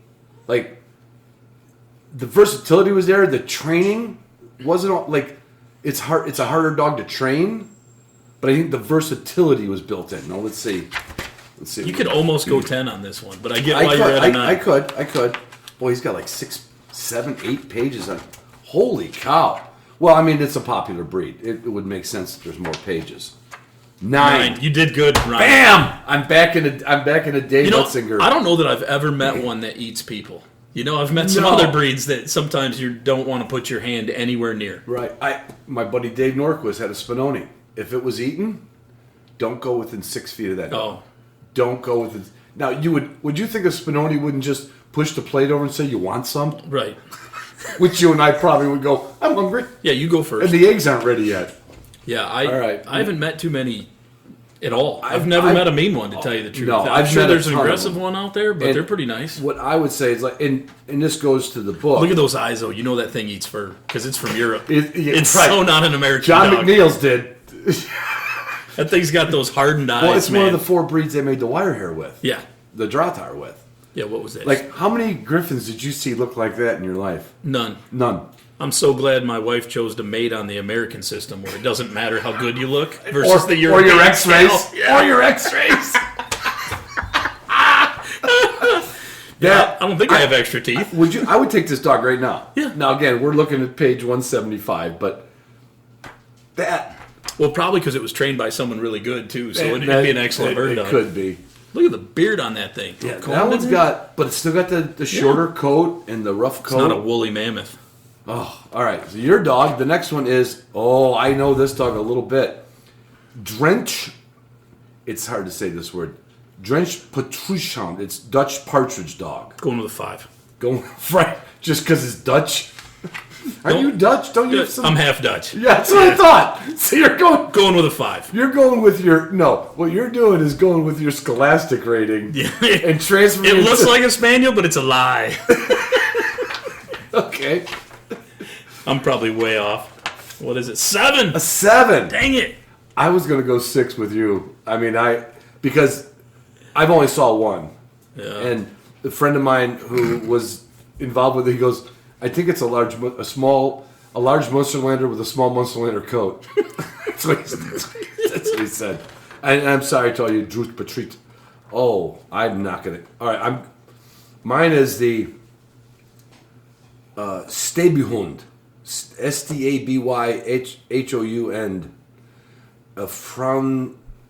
You think that's French? Frangian Pointer? Let's look at. Oh, Netherlands. Oh, we're gonna. All right, I'm gonna go. I'm gonna take a jump and go 5. It's chasing a frisbee in that photo. Yeah, that's a frisbee dog. Yeah. I'm going 5. Where's he at? Where's the? Oh. Probably didn't even rate it. Oh boy! Versatility rating: unable to say since few are used as hunting dogs. Yeah. Well, It was Craig, chasing a frisbee there. You called that one I did. again? God damn it. All right, Now you're in European because there's the bugle. You know, Right. we got the horn and we're going to have the feathers in the cap. So Right. Now we're in part 3. It's called North and East. The pointing breeds of Germany, Denmark, Czech Republic, Slovakia, and Hungary. So you should almost be an 8 and up in this category. So we might just skate through this one. All right. And this is just a description of it. Okay, the old Danish pointer. You could get a 7 out of that thing. Okay, what does that dog look, other than the Spud McKenzie nose, what does that Well, you're look like still in the to you? short hair realm. It looks short hair, like it's a short-haired dog. Tail is definitely down, Yep. you know, if it's pointing. Well, it's got a European trainer. It probably just beat it with something. No, tail's down there too. Mosgard head. It's in the water, though, so it Ooh, can't. okay. So you're cheating. You're using the pictures to All right, define whether what'd it's you an give idiot. this one? I'd put it down like a 7. What is it? 6. No, you're I within knew it wasn't one. going to be great. You're you within know? one. You're within one. Oh, no, this is going to be bad because I know some friends that have this breed. German long hair pointer. You know what stinks? Deutsch I know what Longhorn. it should be, but I'm not sure if it's one or What the it's other. gonna be? Yeah. So where are you at with it? I'm going to go 7. Oh, really? Because I'm at a 9. Okay. All right. Let's see. We're going to... 10? Oh, I my was like, fucking... So I was on the fence or a 9 or a 10. The problem is there's some breeders... You just don't see many of these, though. You don't, but basically, again, to cheat and use his comment, same church, different pew. It's a long-haired Munster, or the... Why can't I say that right? You got I know what you're trying to say. It's not a small, it's a large Munstie. It's just a different color combination. It's a color. It's a solid, color variant. They're solid. Because I almost Actually, got they're these. not all solid brown. No, I was going to get one I of remember these. you talking about Yep. a Deutsch Longhorn. It turns out they kill fur just as easy as the other ones. Because I thought they with were the Deutsch amazing. in front. Yeah, I passed. See, hard pass. I was out. So I was on the fence of 9 or 10. Were you? Yeah, so maybe you didn't see the right That's ones. why there's a post-it note on this page. So you got to look too, man. They're supposed to have dark eyes. When you see that yellow, it means they put some hardened stuff in that dog. They got some bird of prey eyes. It's got those hawk eyes. It's going to go kill everything. It's an owl. telling you. Okay, this is one. Stick it 10. Which we never. Okay. Stickelhaar. Stickelhaar. Dave's saying 10. Yeah. I'm going to say because I'm going to go 9 just to see if I can nick you by a point. That's fine. I'm saying 10 because it'll 'Cause also kill your paper boy. This so is I'm one in. of the original, like, hardcore. It's a baseline of how they made the. 9. You win. Yeah, I got you on that one. You're Only cheating. because, but I haven't seen them. Because they improved it. Well, there's not many of them. But they say this is very similar to the Chessie. The Koshyk. Yep. Yeah. Okay. All right. This is. Oh boy. We turned the page to Dave's Bob Seger song. See, here's my problem, though, man. Like I'm German at short hair a pointer. 9, and I bet he's at a 10. Okay. All right. As many as they're so popular in NAVDA, right? And Yeah, they're but how so do you popular. duck hunt with one of those things, man? Everyone's like, well, I could force them in the water. I'm like, not when it's chilly, and when you do, they whine the whole time. Boy, look at it. Did you see that black one right me there? see. That thing's sharp, boy. Yeah, I remember when I started seeing the black ones. You will never see that in the woods. Nope. It could Or the be solid liver. It could be right next to you. I'd get It's invisible. White with a liver It's like head, that man. That's Arnold what you want. Schwarzenegger Yep. movie with the pixelated bad person. What was that one? Predator. yeah. And of course, there's 10 pages on that. Oh, 10. 10. I knew he'd be there. Yeah. I just struggle with the cold wet. Oh, That's a this is- 10 to me all day long, isn't it for you? I'm gonna say only because of judging. I'm gonna give it. This is the poodle pointer. Now you know I've got an intimate relationship with Bob Ferris. Yeah. Trent Hardy's got one. A bunch of people at the grounds have them. Mm-hmm. Nate, what was his name? Nate, the Oh, firefighter. yeah. You know Nate. Morgan. Morgan. Yep. I can't go 10, but again, he went to Europe to see. So I'm on a 10. All right, you're on a 10. Because you can wild boar hunt with them, upland hunt. That's more versatile than the short hair to me. I would agree. But where I'm going back was Trent and I did a whole video series on getting his poodle pointer ready for the water. He bought the poodle pointer for duck hunting, and it took us 3 months to get Now, he passed it now, and he's I a was- great duck dog. I was going to ask you where you bought it from, but I don't want to know. I don't Right. want to know the kennel name because Right. I don't want to bash anyone. But I can tell you, I was going to get one of these also when I was close. I remember you talking about him. Instead of a lab, I was going to get one of these 8 years ago. Yeah. And I called a specific kennel, and they put me on the list, and I said, but here's my last question for you. Are any of your dogs imported from Germany? And they said, yeah, we just brought one in, man. It's amazing. In fact, you went- I said, I'm out. You went right out. He's like, what are you talking about? And You I went said, porcupine. I said, is it sharp? Porcupine He goes, is- well, they're a little. And I'm like, nope, out. Porcupine is your safe word when It you're is. on a date with your wife. Yep, porcupine. That's my safe word. It's my 10. 10. You got it. I feel that's more versatile than a short hair. The ones that... Unless you're duck hunting in Mexico. If you look at the NAVDA records, like the puppy scores, Yeah. I believe the poodle pointer has the highest Pass rate or whatever, percentage-wise. point average. Okay. Like what's a max score? 112. Yeah. I'm gonna say, and I'm making this up, so don't listen to what I'm saying. And Bob, if you're listening, don't call me. But like Bob's litters were like 110.5 point. You know what I'm saying? Yeah. It was just crazy good. Okay, Weimaraner. Is this my turn? Yeah. You had poodle pointer. I met Judy Baylog years ago. She had one. She got the first versatile champion Weimaraner.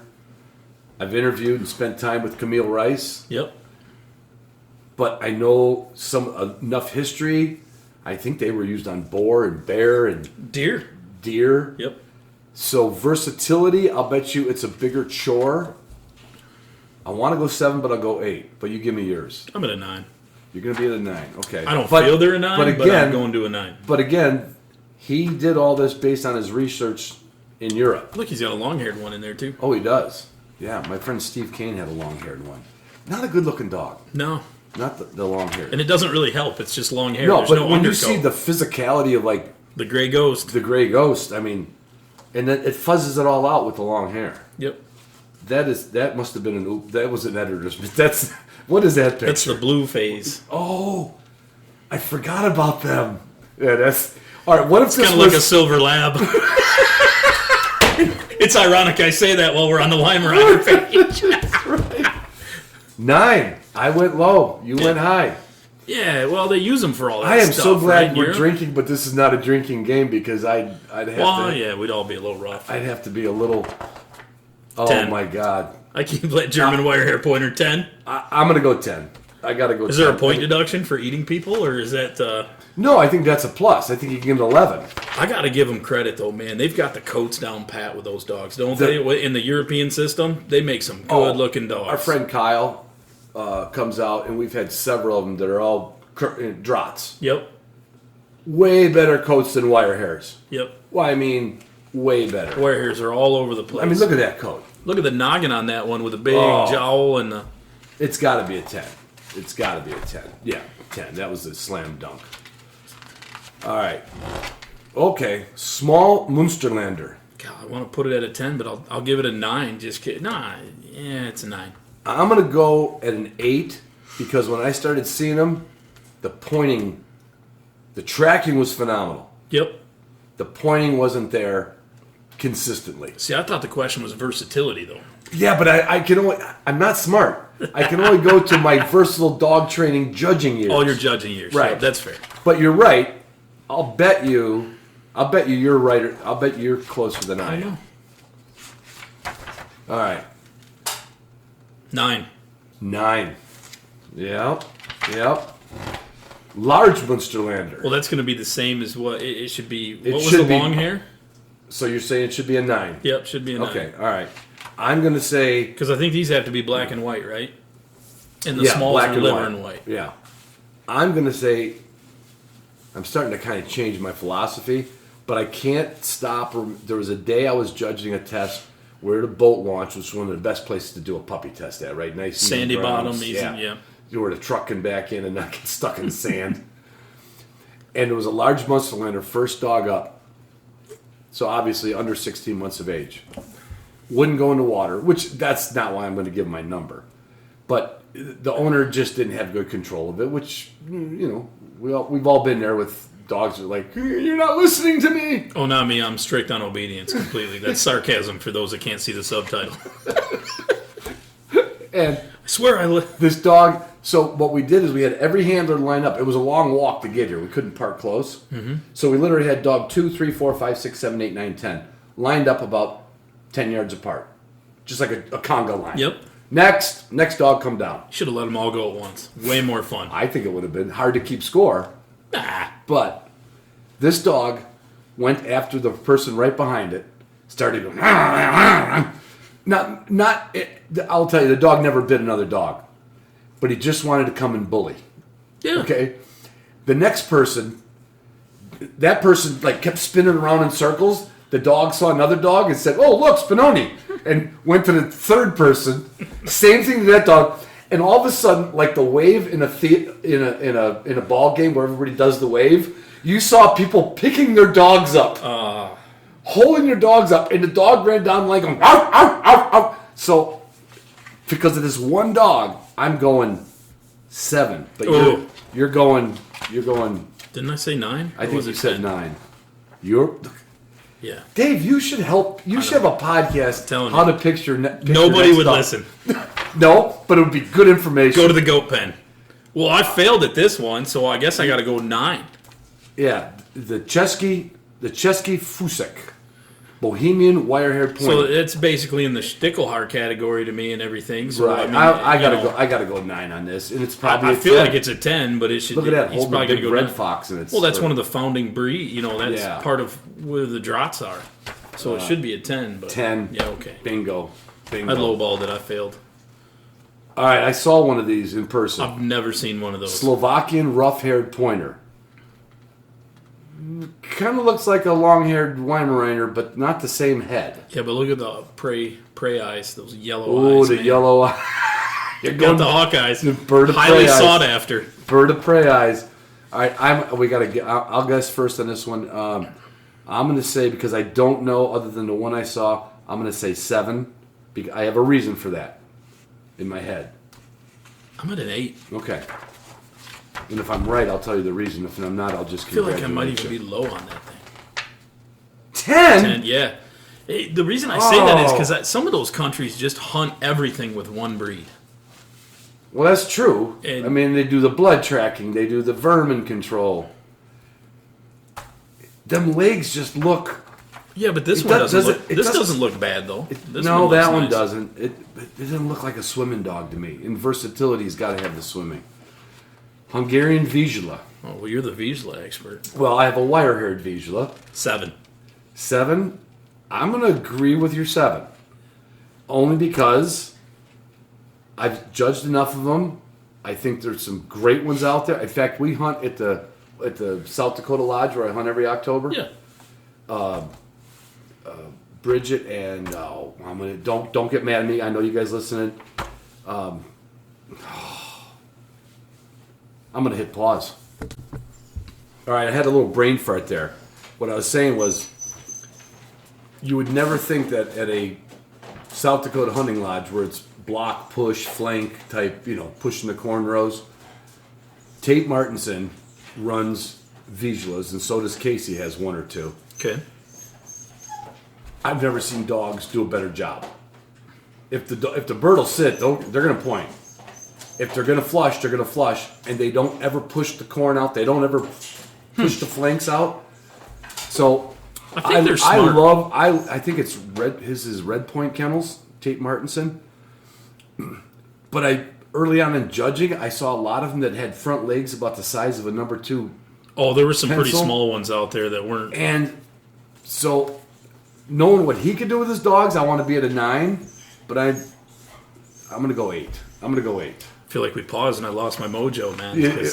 Well, you got another minute. I was at a 7 because of the water function isn't so great with the dogs. They get cold, right? But I'm sure it's higher. 8. Yep, you nailed it. All right, I nailed that one. Thing is, though, I've never met a mean one. I'm sure they're out there. Maybe your listeners have one. But I feel like these are sweethearts. I mean, almost all of them I met are Velcro dogs. They're like, let's go in your lap and hang out, man. Mm-hmm. I don't know about I feel like they're smart too. At least the smooth coat ones. Most of them I get around, they pick up on stuff pretty quick. Oh, there's your. This I feel like you should do this one, Ron. You own it. I want you to give the first number, and then I'll give you my thing. Hungarian wire-haired Vizsla. What was the regular Vizsla? Just Vizsla. No, but what was the rating? 7 or 8? 8. It was 8. This has got to be an 8 then also, right? I think it's going to come in higher than if you're going to say 8, I'm going to say 7 because of the dog I own. But I shouldn't because I went to the Invitational 3 years ago to pick him up, right?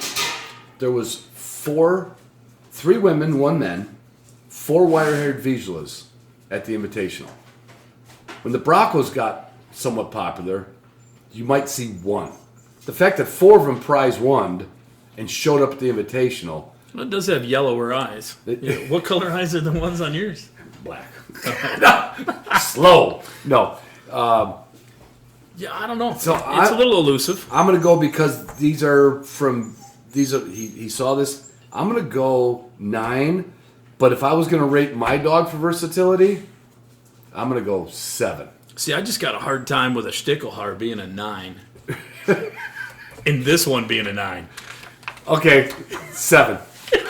7. Now look at that, pretty good. That's a good looking dog. Well, yeah, they always put the good looking ones on here. Right. And you go back to my point, when you get a dog running, Yep. It's a terrible picture. I don't know why they do that. Ears are up That's in the a air. good looking dog. Yeah. 9. Yeah, you were right. No, I said I said No, 9, you but originally I were want at to 9. say 7. Yeah. But I've seen Zolfi's dogs, and it's mostly because they're not big running either. But it doesn't need to be big running. What was Val Potter's husband's name? Mike? I think it was Mike. Mike had one and trained with us. She did. Years ago, they imported one. But they didn't. His was good looking, but it didn't seem to produce. It's not fair. I'm But comparing. it also to looked like a short hairs. Vizsla that just had like sporadic hair. It didn't have like a. Not all of us can grow a beard, Ron. Okay, to your point. I mean, they're smooth coat wire hairs, Oh, right? the last chapter, we'll buzz through this one. Then we're just gonna. Oh, there's a good dog at the end that ought to be a 10, but there's no rating on it. Okay, these are part 4 is the outliers, and it says most of the breeds described in this book can be placed in 2 categories: one for breeds that are still alive, and another for breeds that have gone extinct. But there's a third category. It is sort of the canine limbo where outliers are placed, breeds that for one reason or another are outside of the mainstream. I thought a lot of these we talked about were outside the mainstream of recognized pointing dogs. Turkish Pointer. Yeah, the problem is he's not going to have a rating on those. Right. By the picture, this one right here, this Spaniel, they're extinct, extinct, you're going right? Spaniel again. There you go. Isn't the it Larzak extinct? Spaniel. Yeah, we're going right. Turkish Pointer, Larzak Spaniel. So if we had to give them ratings. All right, this one right here Look at that. should be a 10. Right. Do you What know does why? it look like? No, but do you know why? You should read what it's bred out of, the Wessel Pointer. I know exactly what it is you because I called memorized on these this. guys. You I called that on him? guy. Yeah. No shit. He's what we call in the modern day a guy that made a mutt that's amazing. Wow. Did you read what 2 dogs he bred? It was a period in which individuals like Edmund Cortels, Bonet, and Gerlin found receptive audience. Spoiler alert: lab and German short hairs. Nope. This No. one. Oh, no. So this one's a lab and he took short hairs. So he's been breeding. Makes total sense. So here's the thing: once you do 5 generations, you can then register with AKC. So then he'll become a breed. So Wessel's program is basically an effort to combine the best qualities of those 3 breeds into a single versatile breed. What was the third? I missed one. All right, but the golden age came. I got to find it. I thought it was just short hairs in the labs. But if you think about it, they made a very friendly wire hair. Does that make this sense? is made in Idaho. Yeah, he's American. And then there are people like William Wessel. That should be your next dog. You're right. Who also from the state of Idaho, who decided to create brand new breeds of pointing dogs. Since 2001, Wessel has been developing what he calls America's versatile gun dogs. So Wessel's program is basically an effort to combine the best qualities of those breeds into a single versatile breed. His goal is to establish the Wessel Pointer. Where am I getting to the breeding? So here? here's what's this? The mouth and easy of a Well, that's Labrador. the characteristics. I'm almost positive. Maybe I went to his website. I thought it's predominantly short hair and labs. You must have, because it's not saying. And if you kind of think about the premise, I already said it. I guess I'm being redundant, but you take the Drothar. That was kind of looks like it's got a hell of a hell of a coat, but it points real well. Imagine. Well, we don't. And it's got a Labrador head. I'm sure they don't all come out that way. I'm sure he's got a lot of variation. There's a lot with consistency. He's probably like the poodle pointer guys were right. It's hard to get this stuff right. Another outlier is the pointing lab. I wouldn't go down that road because if I wanted a lab, they're so close to a lab. I think with the pointing lab, I'm sure I'm going to Did any offend of someone. any of your labs come from that line? Nope. There's plenty of them that you can get. It's a big thing nowadays. I mean, I think there's Green Wing Kennels up north, and they all have nice dogs. But I think they're just grabbing, I could be wrong, someone can correct me, but I think they're just grabbing an inherent ability to flash point, and then you find another dog that flash points, and you keep breeding the flash point. And you can work on it in training. Work on it, Yeah. But some of them point very, very well. I've heard that. Yeah. The thing is that's not what I bought my labs for. And then the lost and forgotten. This is where we should. There's the dead ones. Oh, the Boulet Griffon, the Guerlain. Well, that's because French. France had a hard time through all those wars. Yeah. The Braque Dupé, the Braque. Well, we're not going to go through the rest of these outliers that are all. Ooh, you know me. Is that a blue tick? Yeah. Maybe. Well, no, because it's German, based on what I'm seeing right It's there. got an umlaut over the U.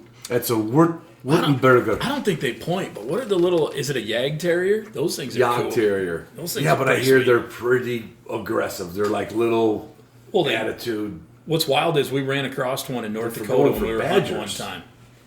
Guy was pheasant hunting. Did it come out of a badger hole? No, but he looked at us, and I looked at that dog, and he goes, "Are you looking at my dog wondering what it is?" I said, "No, it's like a Yag Terrier or whatever." And he's like, "How do you know that?" And I'm like, Right. it's cool, man. I haven't seen one of those in person. I study dogs. Yeah, and he's like, they kill everything. It's kind of what I'm not going to say it right. What's the German Spaniel for forestry? It's that Wachtelhound or however they pronounce Wachtel. it. Those things are tough. Wachtelhund. Them things are unbelievable too. They're like a spaniel-y looking. They are, but they're a woodsman dog. Yeah, So they're all about baying stuff. So Dave, you got labs. Yep. Had And short hairs, had a spaniel. I've got a mix of. You got a tribe. I got a tribe. I got a Bracco. I got a Cocker, and I got the wire-haired Vizsla. Maybe we should just start breeding them all together. I tried that 2 years ago, Dave. Yeah, you picked the wrong ones. Well, I didn't try it. My wire-haired Vizsla decided to go on a date with her Bracco. You know, they all Same thing happened to my wife, Jen. But all the kids took after her. Yeah, thank God. All the dogs took after. They looked like Vizsla pups when they were born. None of them were jolly. None of them had really long ears like a Bracco. They're all more medium-sized. And they all had a nice coat, red coat, where with a wire hair, like with a German wire hair, you'll know by 8 weeks if he's going to have the beard. Yep. Right? It might be little, but you're going to see. It's not going to be a slick coat. Every one of these dogs look like a slick coat. And over the months I gave them all to friends. They're calling me up, "Ron, this dog's getting whiskers." They're like, "We're 6 months old, and every one of them now looks like their dad." What's the expression with friends like you? Who needs enemies? Who needs dogs? Did any of them turn out to hunt? Oh, well, Or don't you know? Matt took one. Matt's got one. My neighbor's got one. Matt Zal's got one. He hasn't hunted it. They just wanted a dog for Yeah, the house. that's okay. And I think the dog is fine being a house dog because Braccos are. They're like channel changer, field Nothing wrong with that. channel changer. Yeah, so I would say they all could hunt, and 3 or 4 of them are Matt Jorio, my editor and webmaster. He has been he worked with a retriever club because we weren't seeing a point out of this dog. So we went to a retriever club. It's like, well, I might have a retriever. I might as well teach this dog line drills and all that. The other day we talked and he goes, "You're not going to believe it." I said, "He's not gun shy?" Because we had this worry that he was, but he was just kind of like a fussy dog that was like, "Oh, am I supposed to stop?" But it wasn't classic gun shy, but you just didn't want to make a mistake. Yep. He says, "Oh, we've been shooting over him. First use those launchers with the boom, the bang." And the other day he says, I don't want to jinx our trip to North Dakota, but he's been pointing. Oh. Well, he should. He came from 2 pointing dogs. But my other buddy, Matt, from Mossberg, he had a large Munsterländer. That was his first foray into the pointing dogs. Why? I don't know. How do you pick that? Well, Well, where's he from? Michigan. Oh, that's kind of an odd dog to get in Michigan. And he's like more of a dyed-in-the-wool duck hunter. You know, he's had labs for years. I think he still does. But anyway, he said his LM in his 3rd season started pointing. And he said, I just had to hunt it close and just get what I got. And all of a sudden, one day in his 3rd season, it pointed a bird. Never quit pointing. I don't want to wait that long. You know, that's a long time to wait. So what's your next breed? Ah, that's a good question. Well, I just got a lab, so that yeah, but I count. mean, we can't go to Flushing breeds. Pointing dogs. If I were to get one, Yeah, if the gun was to your head. God, I've always wanted a poodle pointer. Yeah. Glutton for punishment, right? But I've always wanted one. Yeah. Yeah. Always wanted one. And obviously the Picardy Spaniel was another one. But that's like a whole different. That's the soft fur. That's the prettier. Yeah, but I'm not sure when you look in their eyes, they're any less resilient. So you like the off-colored eyes No, Well, they're you supposed like to be the- dark, but I feel like you could tell prey drive on the ones that. because they look like an owl. Well, and none of the breed clubs want to admit it. I'm like, those are yellow eyes. They're like, no, those are light medium. Amber. And I'm like, Amber. oh, what the crap? You dog's got yellow eyes, man. Get here, Dave. This is my granddaughter's pack of crayons. Yeah, I draw myself with burnt sienna. So what's up? All right. All right. There you go. What's There it that is. color? Yellow. What's this color? Yellow. Yellow. Yellow. And that's a 24 pack of Crayola crayons. Yellow wins. And I never understood. Everybody's like dark eyes because the sun won't affect them and all this stuff. And I'm like, I don't know. I had a dog with lighter eyes. It always hunted. It never. Hey, can you pass me some Oakleys or some? You know, Didn't I need never. sunglasses? No, Didn't need eye drops in the day? no, they don't hunt with their eyes. They sniff and kill fur. Other than porcupine bills, which you've had enough of. I did like short hairs. My wife won't let me have another one. Yeah, I mean, I don't have a lot of rules in my house. I mean, I have long leashes, Yeah. pun intended. yeah. But this go around before we got a lab, I said were let's you get a short thinking? hair. I was thinking about getting an more American style one, not a European style. Right. Jen's like, I don't want them anymore. I think we've talked about this on your podcast before. Like, they can be so hyper. I know there's always. There's always There's the always- there's yeah. always the level-headed, the level. But- what I say is the balance and the desire and cooperation's there, and you can work with it. Yeah. But for the most part, the ones I've been around get excited. Right. Craig used to say it back, you know, the way they think is it worth the ass whooping? Pizza on the cupboard? Definitely. You know, I mean, there's just so many things, these dogs. Wasn't it Craig's dog? I think on a trip went through a barbed wire fence like first day, Oh, yeah. got the big flap of skin, Yep. and I think they stapled him up because Terry Barron's brings like a medical triage kit, right? Cleaned it out, all the antiseptic, made sure it was clean. You know, like 10 staples in it, Hunted it. hunted it, but the next day tore open a new flap going right through the fence. Yep. And that's what's like those dogs. And I'm not. This is not a brag on Broncos, but because they're not that, they just don't run that fast. They get to the fence and they kind of feel like, I see it coming, and they kind of navigate it. But some dogs just, the fence is just, I can fit between these two wires at the same speed I'm running. Yeah, and I can't tell you whether that's just stupidity or I will Or tell just you desire. With the I two don't know. with the two short hairs I had, believe it or not, I never had a barbed wire problem. However, I would argue they were just so prey driven they didn't give a crap what was in their way. Right. They just didn't. And They had a football helmet on. That included an e-collar. I mean, I remember turning one up way too high one time because I was so mad. Frustrated, yeah. And I literally watched my dog do like a somersault in the air, Zoe, and she kept running. And at that moment, I'm like, no more hot button. And everybody's like, well, you bought the cheap controller. No way, man. I had the old school Tritronics Pro. I mean, you wouldn't. You This could also dog use should that have. to cook your eggs. Yeah, she should have been fried, man. One squeak. Ass over T carts, kept running. I'm like, never mind. I mean, she didn't do that to be. She was always on game at that time. She was just I'm going. Yeah, it's a drive. So I will tell you one dog that we almost got, because I almost didn't get my lab. The guy bought my lab from also breeds cockers, and he had 2 litters on the ground at the same time. Yeah. 1 cocker, 1 lab. And because of my spaniel start, from such a high quality breeder, but I'm looking at his spaniel or his cockers, and they're field bred. They're phenomenal. He does a great job with them. I had a real hard time. I almost said, "You got 2 males left," and one of them was one that I liked, and I was going to name it Repeat. How cool is that? Right? Another spaniel. Pete and Repeat. You got Pete and Repeat. But I'm standing there, and Jen goes, "I don't care which one you get. They're both amazing dogs." Oh. And then I'm like, "All right, I'll take the lab." And so we're driving down the road, and Jen's like, "You can get 2 dogs." I almost turned around. Your wife said those words? She said it.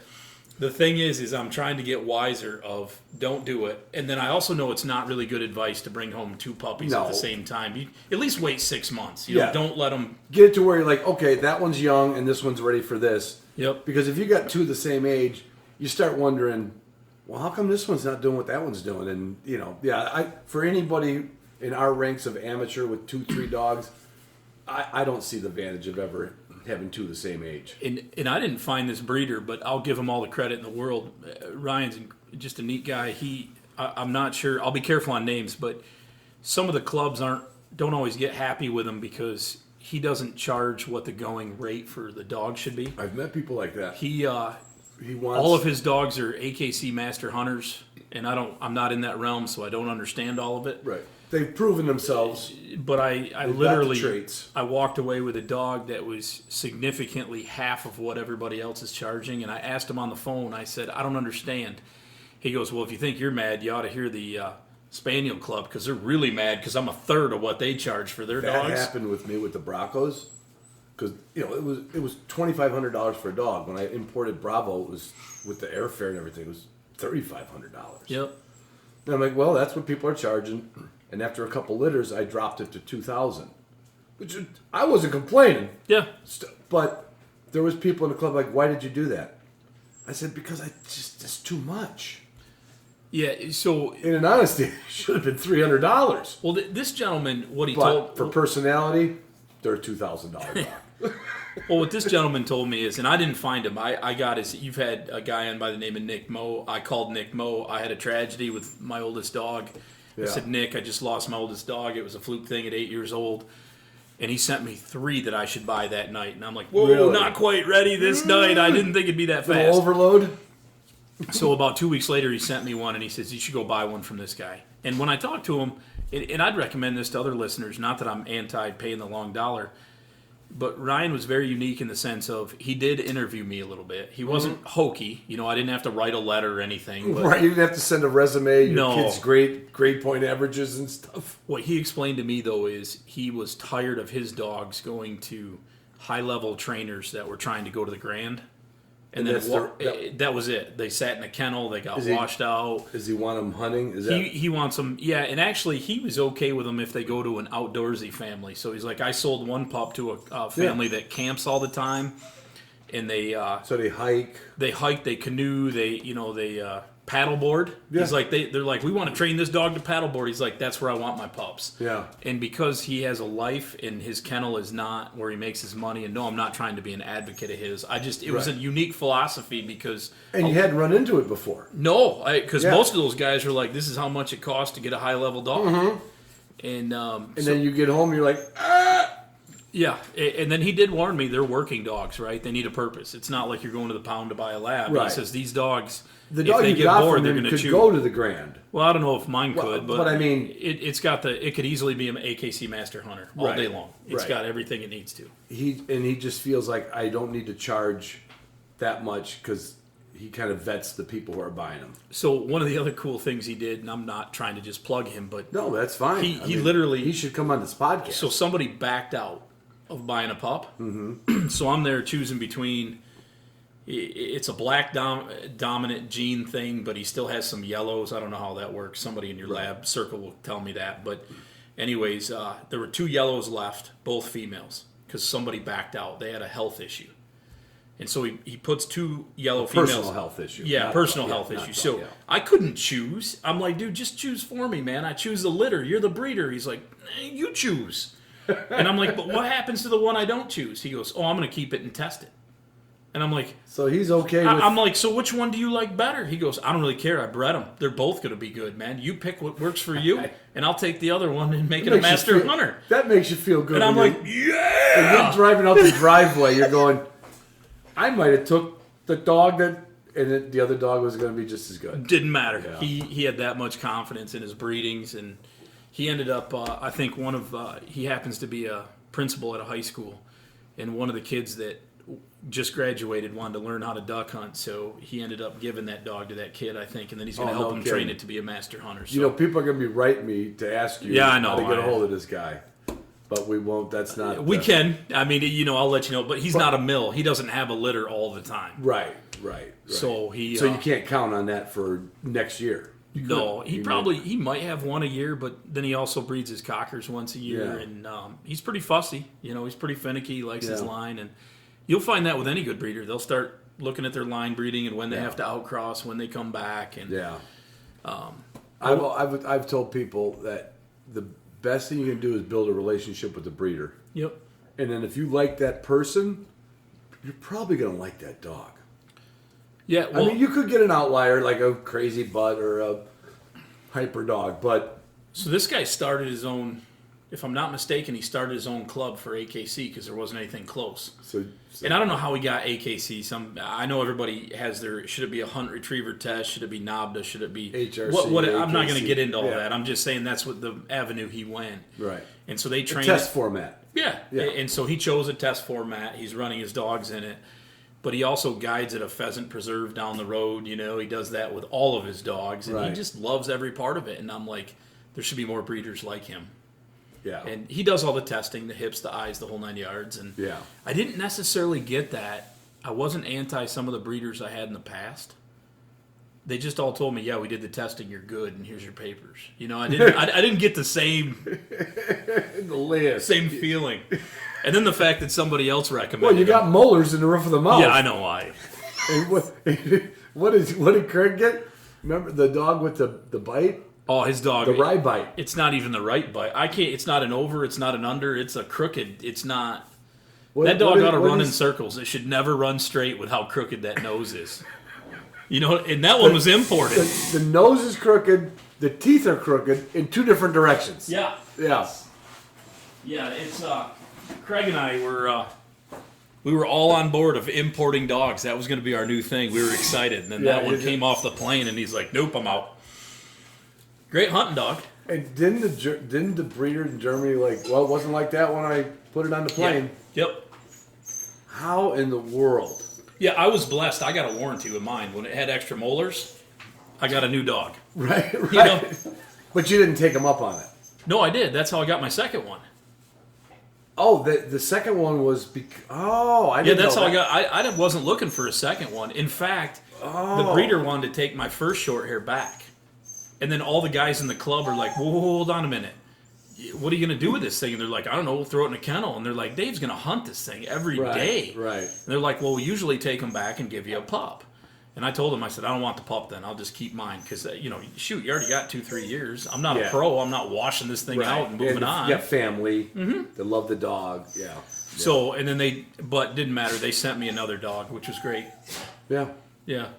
That one was okay. Killed furred. Did everything just like the first one. Killed like son of a bitch. That was my introduction to an all-liver short hair that gets too hot in the sun. I didn't realize that. So white with a liver head is the way to go when you buy a short hair. Well, yeah, brown and black, they do it, they're just like shingles on a roof. Yeah. If you got brown shingles on your roof, your garage is going to be hot. That's what they tell me. If you got white shingles, probably not so hot. Yeah, no such thing as a free dog, right? Oh, fuck. So what's your next dog, Ron? Wessel's Pointer? No. Is that what that is? The half-lab? It's going to be in Craig's next book, which is already out. It's the book he did on the British Isles, the red setter, the Irish setter, the English setter, the pointer. It's all on the specialist side of things. So are you going to get a setter? Only because 3 or 4 people I know, well, way more than that. 3 or 4 people I know intimately, and Trent Hardy being one of them. the next dog was going to be Heather's dog, and they got a setter from Justin.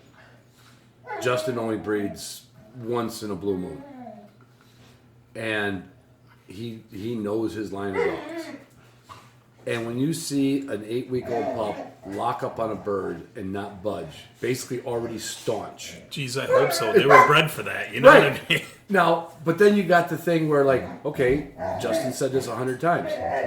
30% of them won't swim. 30% of them won't retrieve. Man, I don't know if I want that.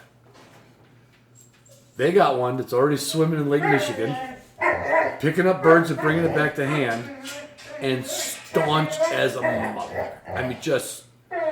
Hey, Waxy, could you just wait? We're almost done. Well, let's pick on continental breeds. They all swim, they all retrieve, they do all that. You know what they don't do is point. Could you imagine having a dog that pointed? Staunch? Going right.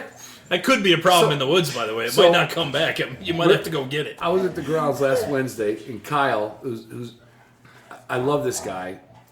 He came to the grounds like 4 or 5 years ago, wanted to learn about NAVDA, no dog, wanted to buy a dog. Waxy, quit! Wanted to buy a dog. I said, look, I'll give you a Bronco.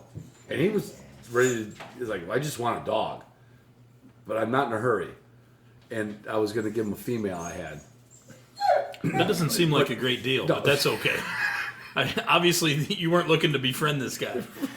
I didn't think he was going to stick around.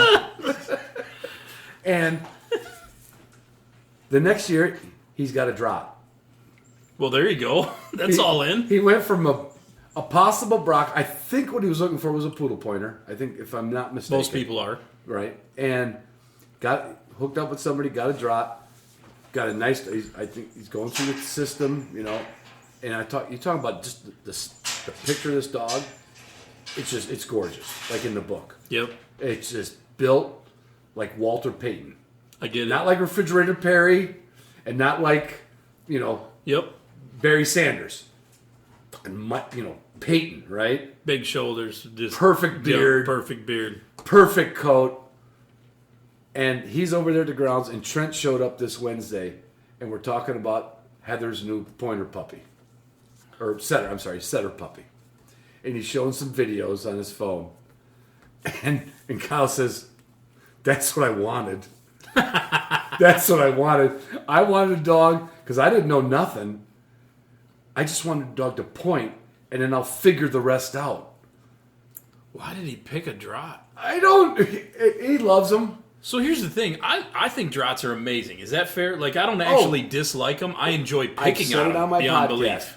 If you could get me down to one dog and I didn't have to worry about other dogs, porcupines, deer, that would be my dog. Hey, if the world ever ends and there's an apocalypse, I'm grabbing a wire hair. You know what I'm saying? I'm in. I'll kill the breeder and take his dogs.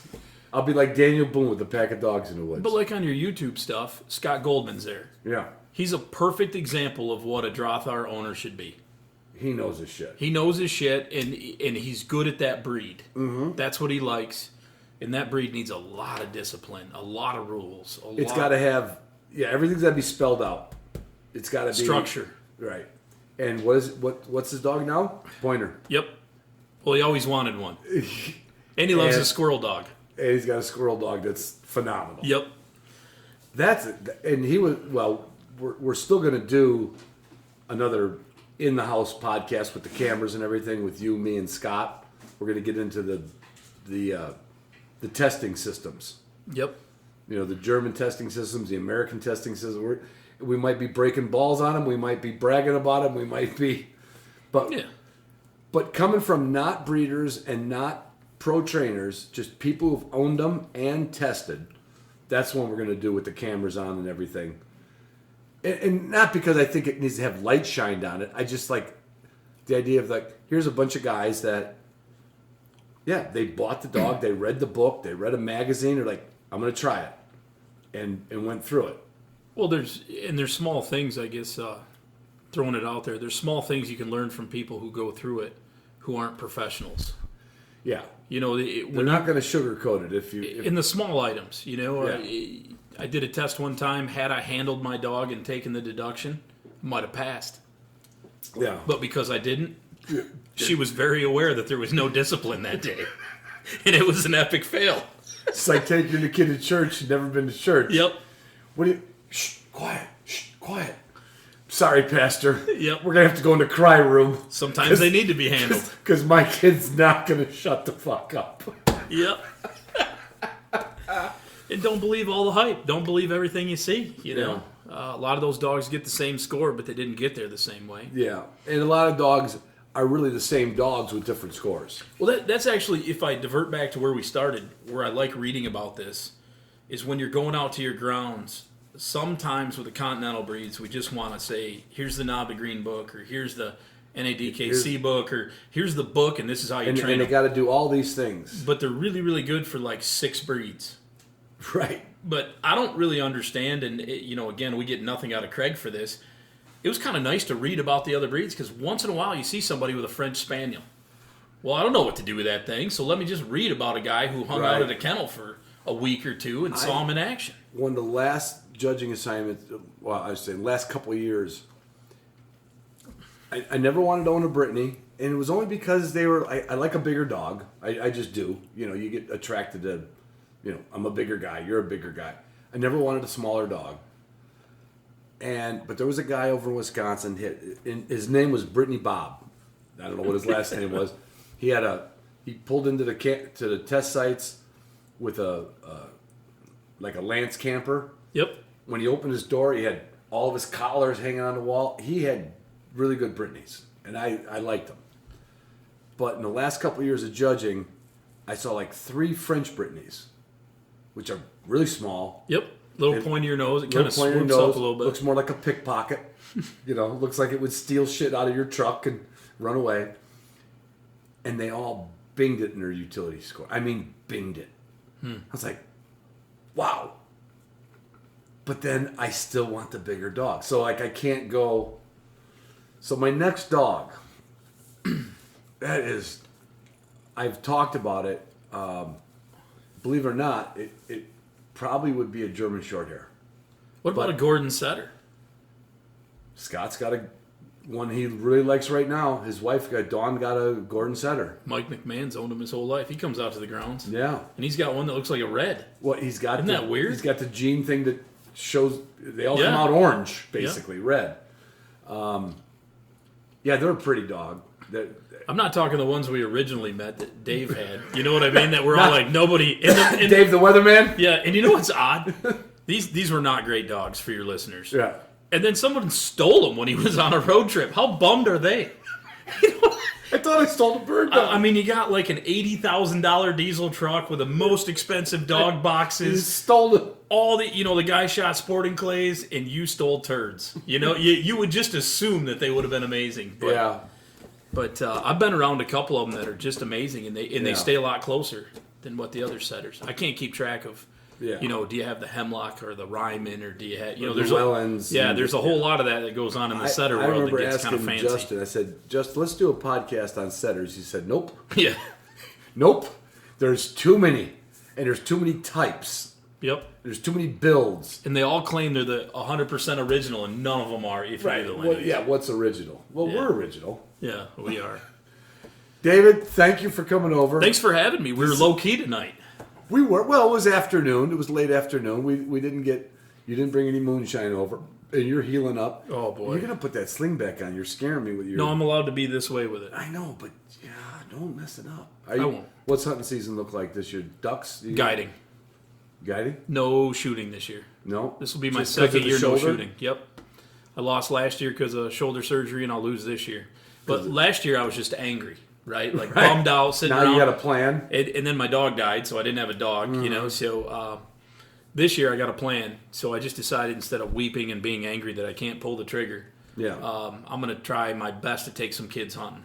There you go. So, because by the Not time... just your kids. Not just mine. I'm talking, I got buddies with younger kids, and they all want to go hunting. And Yeah.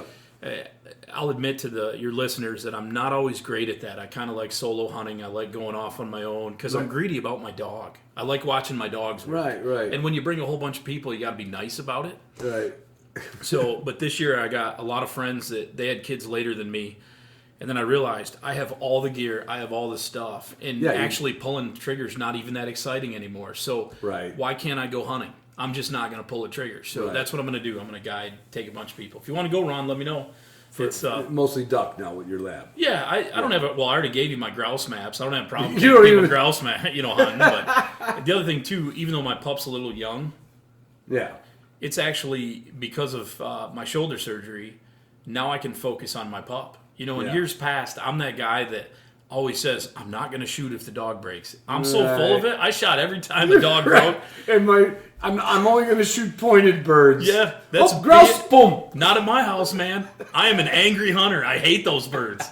Try to shoot anything if it moves. And, I'm still working, so anytime I get a chance to pull a trigger, I know I have to go to work Monday through Friday, which means I'm pulling a trigger. Right. So this year I can actually work on some dog training with my pup. And helping some kids out. So helping some buddies be out, taking too. a trip anywhere. You just be hunting around Michigan. Not this year, but I realized next year is my 20th anniversary of hunting out in North Dakota, but we haven't been in a few years, so from the first year we went. So next year's my redemption year. I've already cleared it with my wife. I said I'm going. I don't care what happens. And she has no problem with it either. Well, that's good. Yeah, I'm just deciding if it's 1 week, 2 weeks. Go 2. I'm thinking. One's good, 2's great. Yep. 3, you might get homesick. Well, Jen doesn't like me that much. Oh, she might miss the dog. So it's not homesick. It's a lot for the dog, when you only got one dog to hunt that much. That's true. It is. Now for ducks, it'd be all right. Yeah, I don't think. Could you wear out a lab? You do, but like when you and I went to North Dakota, I just took the one day off. I said I'm going to go duck hunting. Yeah, and that's when I didn't. My phone died, and I couldn't call anyone. I had to do the military hike back. You walked all the way back with your waders. It was miserable. Oh God, I remember that. Like, hey, we're sitting in the cabin, like, wonder where Dave's at. Yeah, when's he going to call? Up over the hill comes this guy, dragging his decoys, his dog, and his waders. He's like, my phone died.